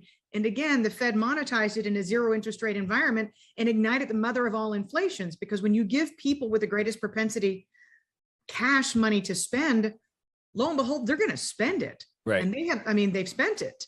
End of story. The saving rate, the amount of savings is actually below that of what it was prior to the pandemic, ironically, as inflation eats away at people's incomes. Yeah. So typically we would say that high prices are the cure for high prices. But when people have so much extra money and prices are going up, they don't seem to care, right? So going back to kind of what you said, supply chains, they may want to blame supply chains on this inflation and prices going up because they've broken down. But then why? Why have supply chains been so overstretched? Well, because of all the increased demand from all the extra money, right? That's exactly right. I mean, for there to be in the background a city the size of Shanghai effectively shutting down its financial district and nobody being really worried. Nobody's worried because the ports are no longer disrupted. They're not on the front page anymore. They're not garnering headlines because tankers aren't sitting in the middle of the Pacific Ocean waiting for days and days and days and days. Right. And that's a factor of the demand pull coming back because people don't have the same amount of money. That's what that is. So you're absolutely right. And you pinpointed something that is a huge pet peeve of mine with the supply chain disruptors. And that's that if you don't have the demand pulling it, really, it's a moot point. Right. Yeah. So going back to economics is politics, then you can't really understand economics without understanding the politics of it, because these are policy decisions they're making that are driving this. So going back to this, these policy decisions, they wanted to send out a lot of money for stimulus to kind of help the markets. And now we have these big midterms coming up. People are expecting a lot of fireworks because of that. And we maybe are starting to see some policy decisions being made that might be trying one side of the party trying to do what they can to keep their vote going, I guess. And so we had talked about like going into this midterm election here later this year, lots of things are seeming to change, but one of them is all of a sudden this debt limit, debt ceiling has been resurfaced. Do you think that has something to do with it? Well, I mean, to basically effectively be in April and then have a headline cross that says debt ceiling is going to be hit on, at the very beginning of October. You're right. Like, okay, wait a minute. why are they putting this headline out there right now? I mean, to who's it going to benefit or not? And, if we're theoretically in recession, which is very much feasible going into that final quarter of 2022, my favorite macroeconomic number cruncher, his model shows that GDP for the first quarter, his estimate's down to 0.1%. Who's that? Ben Herzon. He used to be macroeconomic advisors. They were bought out by IHS Markit. IHS Markit was subsequently bought out by S&P Global. So it's technically S&P Global's Q1 GDP forecast of being 0.1%. Wow. So and again, this guy, his model is straight down the middle. It is super objective. It just pulls in every bit of data and compiles it. He was at 7.2%, 7.1% for the fourth quarter of 2021. He's very data agnostic, which is why I like him. There's no agenda that drives his model, which is what tells you that if you've got something that if you blow the air, boom, you're in negative territory. That's how close we are to recession, with the yield curve being at its flattest point. Yeah. Yeah. I love what you just said there about really trying to look through the data and then ask yourself why they're saying it. So in today's world, we used to have a problem getting information. Today, we have too much information. So a lot of people are missing that critical thinking aspect, which is like, who's telling me this? What are the facts? And then what's the story they're telling about it? And then so you can learn how to parse that information and look for information. It's a tough skill these days. There are unfortunately too many bad actors on Twitter who paint such persuasive cases that people are like, well, that person sounds really smart. They must be right. And you're like, yeah, but they're like missing a critical component. They're like leaving out, they're cherry picking the data. You can't look at it through just that prism. Right. It's, all the yield curve apologists right now. You can only look at the 3-month 10-year. It's the only determinant of recession. Well, okay, but the Federal Reserve controls the 3-month rate. So if you're saying that the economy can only be in recession after that yield curve inverts, that means that the Fed has to raise interest rates by 225 basis points very soon for it to invert. Or you could look at the 2-year 10-year, which is at 13 basis points, which is telling you, what the part of the yield curve that the Fed cannot control is communicating to you what the market believes is going to come to pass. And that's why I always say that there are very few honest players in the financial markets. The bond market is one of them. Yeah. So jumping into the yield curve control, at the time of this recording, it's March 28th. And we just saw today the 5 and 30 inverted. And so that's turning into memes all across the Twitterverse, FinTwit, if you will. And everyone's talking about that, this 530 being inverted. And to your point, there's multiple yield curves that you could look at. But more specifically, I want to ask you about, a couple questions I want to ask you about that. One, I guess, people start talking about yield curve control, and at what point does the Fed step in and do yield curve control? But before I even get to that question, I would ask you, isn't the Fed already controlling the yield curve at some point because they're actively buying those bonds, and by actively buying those bonds, they're pulling that price down anyway? Well, that certainly was the case before they finished buying the bonds. And Boyd, there's nothing that gets the people on my Twitter feed more agitated than if they see that the Fed's balance sheet has ticked up by this many $1 billion. I'm like, well, it takes mortgage-backed securities in some cases 3 months to settle. So we're just going to have to calm down here. The Fed really is out of the business of actively growing its balance sheet. Okay. And to your question, though, the Fed right now is in discussions to shrink the balance sheet. Right. So to use the example of yield curve control, the Bank of Japan came out and said, we're going to buy as many 10 years as we need to buy in order to make sure that that yield stays below a certain ceiling. Right. And the Bank of Japan did that. But the Bank of Japan is still in a, wait for it, easing mode. Right. So it's pretty damn hard for the Fed to announce that it's going to be undertaking easing policies in the middle of a tightening campaign. And, by the same token, I have another contingency on my Twitter feed that says, Well, why doesn't the Fed just sell the 10-year if it wants to uninvert the curve? If it sells the longer dated treasuries off of its balance sheet, then it can bring those yields up. Right. They can go up above the 2-year and 3-year treasury rate. They can forcibly uninvert the curve. Well, I mean, if you really want to slam the real economy, go ahead and sell those longer dated treasuries and see how that treats interest rate sensitive parts of the economy that are already slowing. See what that does to mortgage rates. See what that does to car loans. Hasn't the Fed been selling a lot of their longer term bonds and rolling them into more shorter term? I mean, that's something they've been doing over the period, for a while. Well, when the Fed engaged in the moment of Operation Twist, it was with the aim of loosening monetary policy. But again, there were two operations going on at the same time. Right. Right now, the aim is specifically to allow just what is organically going to mature to come off the balance sheet. That's it. And that means paper that matures. The Fed owns $1 trillion of paper that matures between now and 2023. That's plenty of yeah. When you consider quantitative tightening, when you consider how little they were able to accomplish the first time they tried. Yeah. So the first time they tried, you going back to 2018? Yes. When they tried. Yeah. I want to talk about that. But before we get into the 2018, the last time they tried. So inflation, we've seen inflation going from not a problem to transitory to not transitory to Powell admitted that the Fed is responsible, at least partly responsible for inflation, to then it's Putin's fault. Needless to say, we have inflation, energy prices, food prices, asset prices. And it looks like the Fed has to do something with that. First of all, I think based off of kind of what we said earlier, with supply chains breaking down and whatnot, would you consider this inflation, at least in energy and food prices, to be problematic and not transitory, but long-term?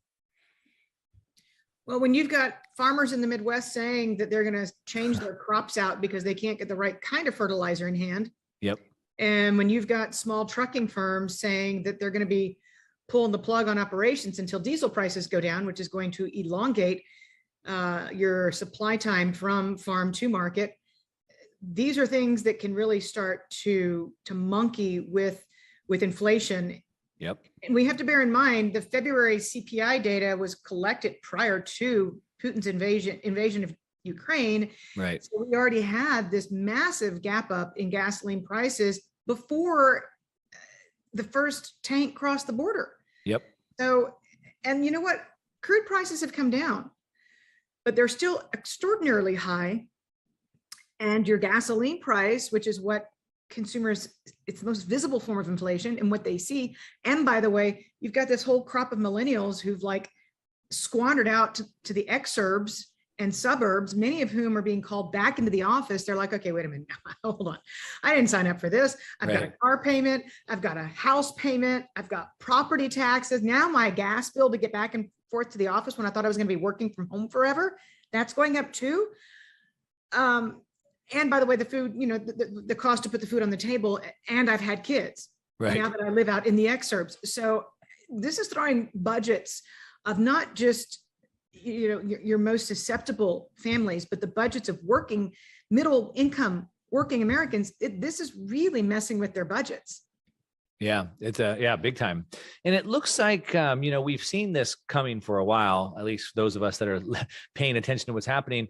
But we're in this situation where it seems like the Fed has, the central bankers have been kind of stuck between this rock and a hard place, proverbial rock and a hard place, where they can continue to stimulate, continue to ease, continue to try to keep the economy going, the markets up, but then inflation's raging out of control.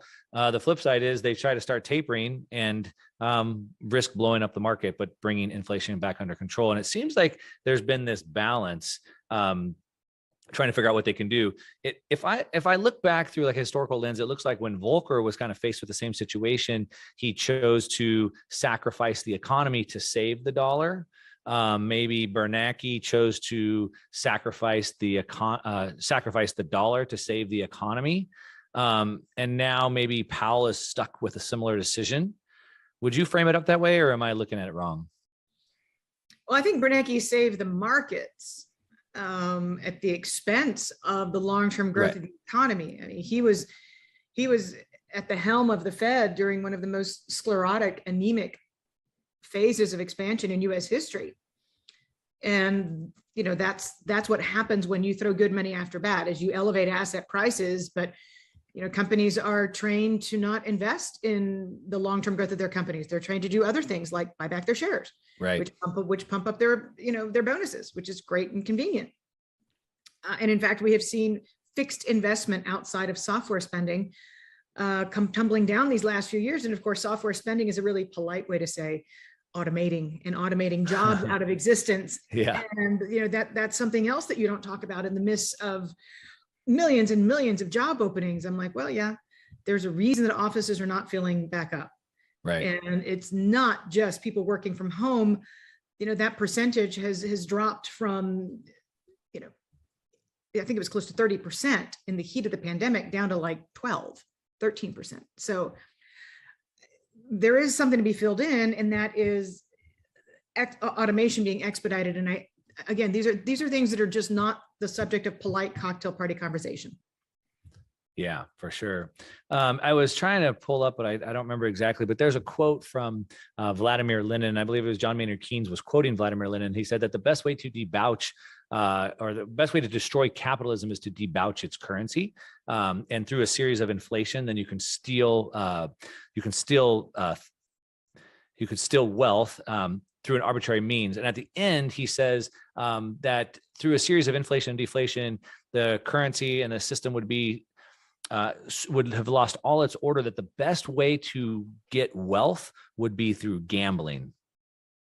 And so that quote makes me think about what you were just saying, which is over the last couple of years, they haven't been reinvesting. We haven't been getting real products and goods being produced. A lot of it's just been put into the markets, buying back their own stocks, gambling, right? That the future would be higher, something like that. Kind of prophetic. It is. And it's kind of sad, because when you think about the headlines that have faded, and that's that we're not pharmaceutically independent.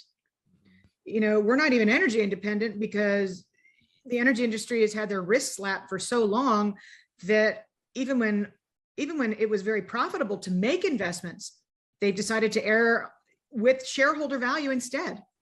And that's the direction that they've chosen instead. So, if you're told ESG is going to put you out of existence, inside 15 years, what are you going to do? You're not going to build a refinery that you write off over a period of 25 years for purposes of accounting. The last refinery built in the United States that's up and running today and functioning as a gigantic, huge refinery was in 1977. Yeah. So these are massive long-term investments, but we're not independent in certain industries in which we should be. And it seems like the beginning of the pandemic has faded very fast into the background, and that we've forgotten these things.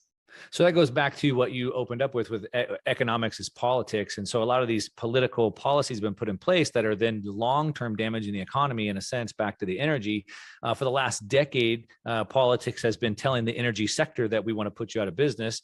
Biden appointed a OCC person that said literally they want to make them bankrupt. And so what company would reinvest back into themselves, long-term commitments, R&D, et cetera, when they're being told they want to be put out of business? And so that's the policy driving the markets kind of a thing. Exactly right. And, the other elephant in the room is nobody wants to acknowledge the damage that you do to the economy in order to extract the materials needed to create an electric vehicle. Right. And it's a big problem. Again, this is not the stuff of polite conversation, but if you really want to see a chart that's taken off, look at lithium prices. Yep. And what's happened to them.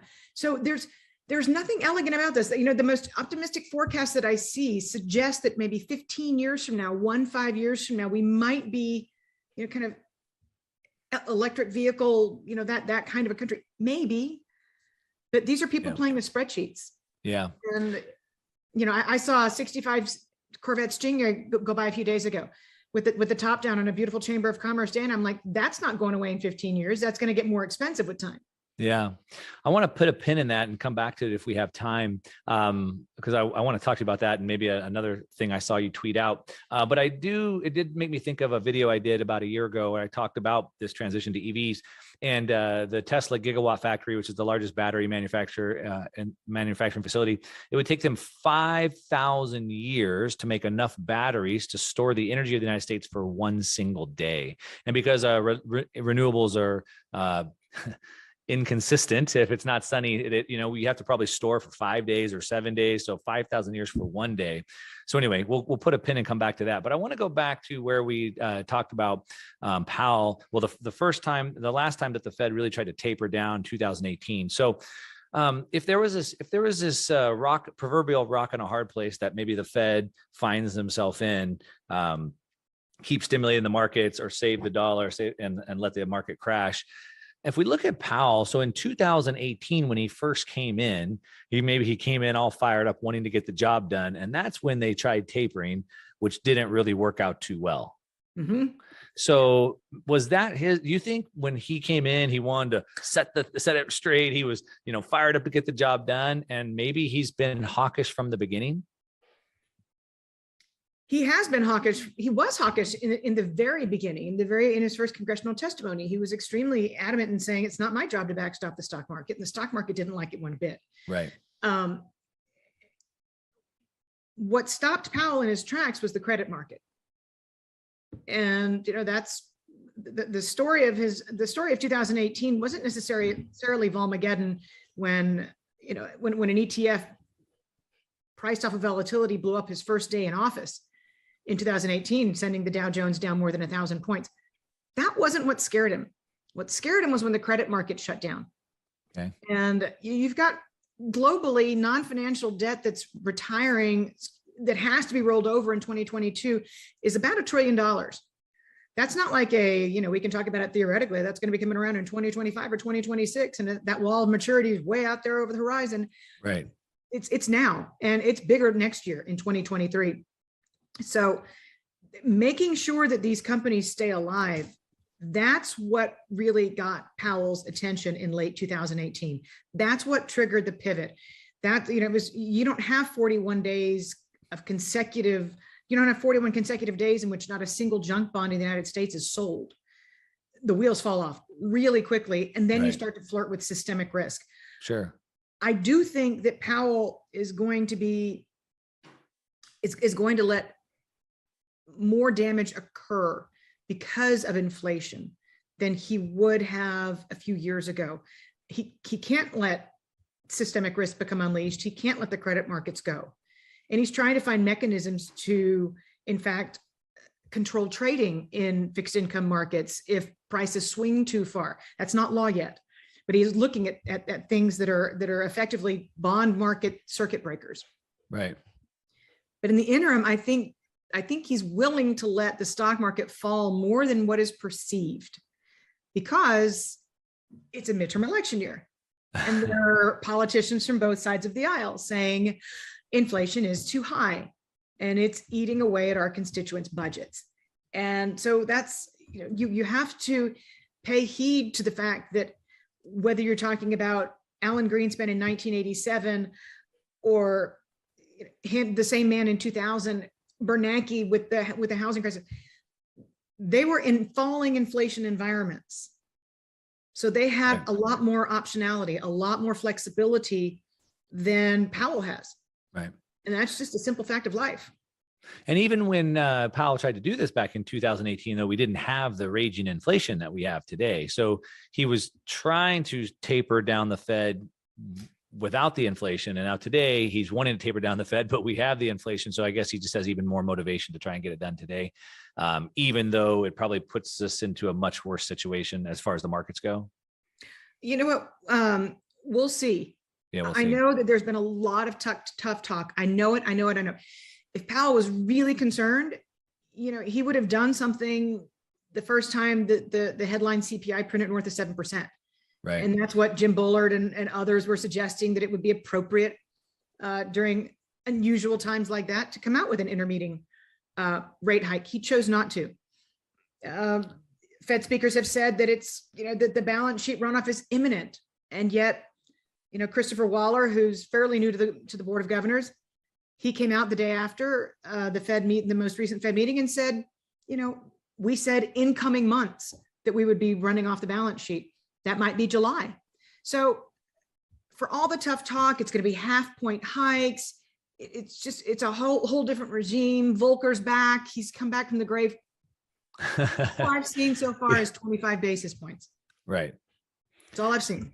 So we've only seen 25 basis points. Obviously, the dot map is pretty aggressive. Do you think we'll see more? I mean, do you think they'll be able to get through those, or we'll take it one dot at a time? I mean, it really remains to be seen what the feedback mechanism is between risky asset prices and the real economy. Right. Look, we have University of Michigan consumer sentiment and expectations down at the lowest level in more than a decade. You have income expectations as reflected through University of Michigan sentiment at the lowest level in data going back to 1940. So, hopefully none of this comes to fruition. Hopefully these are just sentiment gauges, but they're also being led by people who make $100,000 or more. Right. So even though the S&P 500 might be, just 5% off its highs or whatever, that doesn't mean that if you're yet another Mark Wallace video, it's not making you nervous to see your net worth. And there he was interviewing Danielle DiMartino Booth. The markets have been just absolutely insane. Just want to, it's not going to come up on the stream, but I just want to check Dow Jones. Maybe a few others. Dow Jones at 37,000. I mean, that is not far from its all-time high of 36,000. I'm sorry, it's got to be more than that. Let me see if I can. I'm going to do 1 month here. Let's do 1 year. 36,799. That appears to be the all-time high, the Dow Jones, and that was back in December timeframe. Okay, and we're at 34,818. So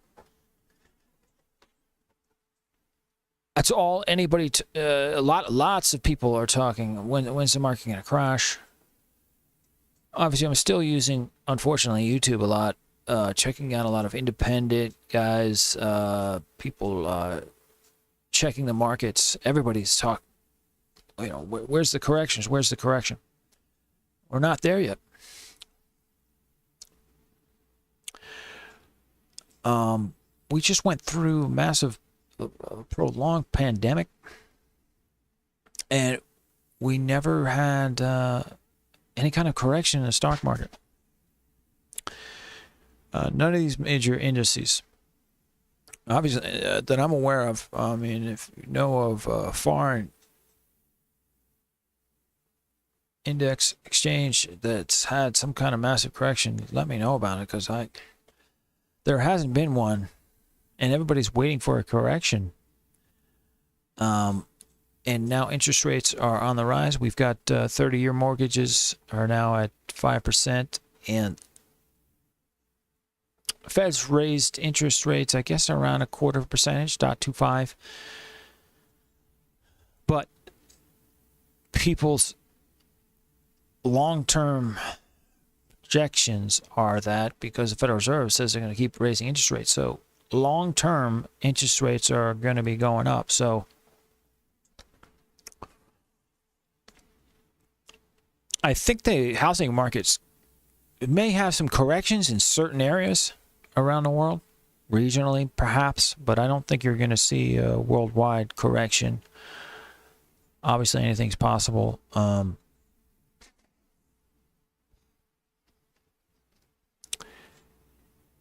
And what I'll be watching is also the strength of the U.S. dollar as we move forward. There could be some kind of resolve in the conflict in Ukraine with Russia within the next month or two. And that may help fix things, but already. There already are countries. India, obviously, sitting on the fence, playing both sides of the war here, trading with Russia. Obviously, it's all about the U.S. dollar. I would not be putting a lot of money in the U.S. dollar. Has everything to lose, nothing to gain.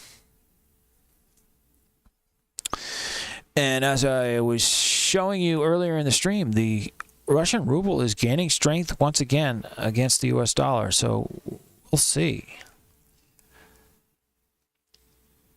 where it can go. If it can start inching back up. Long term, though, if that continues, basically you will see Russia and China cooperating. China's obviously playing both sides of the fence, similar to India, but obviously they're much more of a nemesis for everybody, every country in the world, every human being.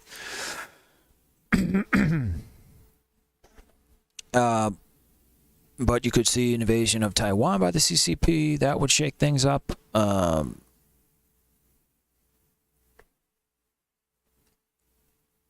And my impression is that they won't. Not now, unless possibly if the U.S. brought troops into Russia. Ukraine. Which is basically Russia. It's right there, but that's a story for another day. You could see it. I mean, if the United States started to get entangled and went deep into a conflict with Russia in that region, China could see it as an opportunity to take Taiwan. But I don't think we're going to get there unless some kind of what some people, conspiracy theorists, may say a false flag or some type of event, whatever you want to call it. Like a Pearl Harbor kind of event, a major event that shifts everything. CCP's probably going to stay away from Taiwan. I would think they're going to just continue to fly their sorties across the country, Taiwan, do more reconnaissance, blah, blah, blah. Be very aggressive, but never actually invade. We will see.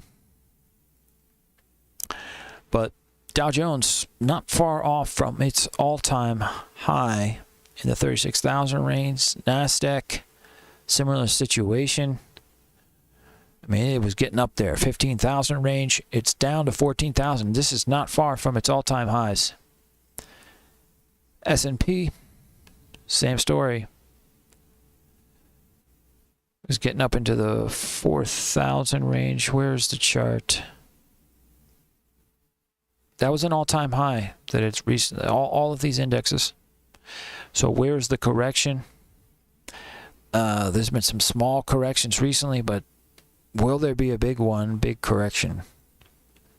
This is the Hang Seng Index. This hasn't been around that long.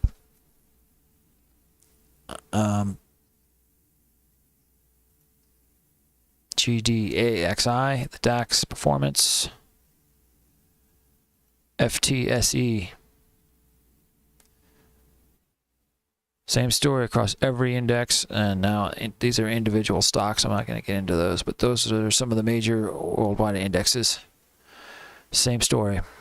All reaching all-time highs, and now just a little bit below all-time highs. All right, I'm going to end the stream. Thanks for the support. Anywhere. It's nice hanging out. And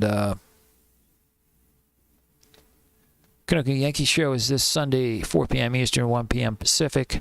We're going to be going over old growth forest, both the United States and Canada. And we're going to be talking about upcoming music festivals. The warm weather is coming. We are now in spring in the northern hemisphere. That means it's going to get warmer, and you can go out and you can check out shows. So we're going to have that, and some stories on Ticketmaster and some of the issues Ticketmaster has gotten itself into historically, and a great story on quantum computers and the current state of encryption on the internet, and what big tech is doing with putting quantum computers on the cloud. And of course, we'll have Bizarro. We're going to have some special Bizarros you don't want to miss. So please check out the Canuck and Yankee Show this Sunday, 4 p.m. Eastern, 1 p.m. Pacific. I am signing off for now. I might come on late. I know there's a lot of people out there, they love to sing, and I know if I'm on late doing karaoke, feel free to join. I can get your mic hooked up, push a few back, skin a fatty, I don't know, and sing a few tunes if you want. And I am out.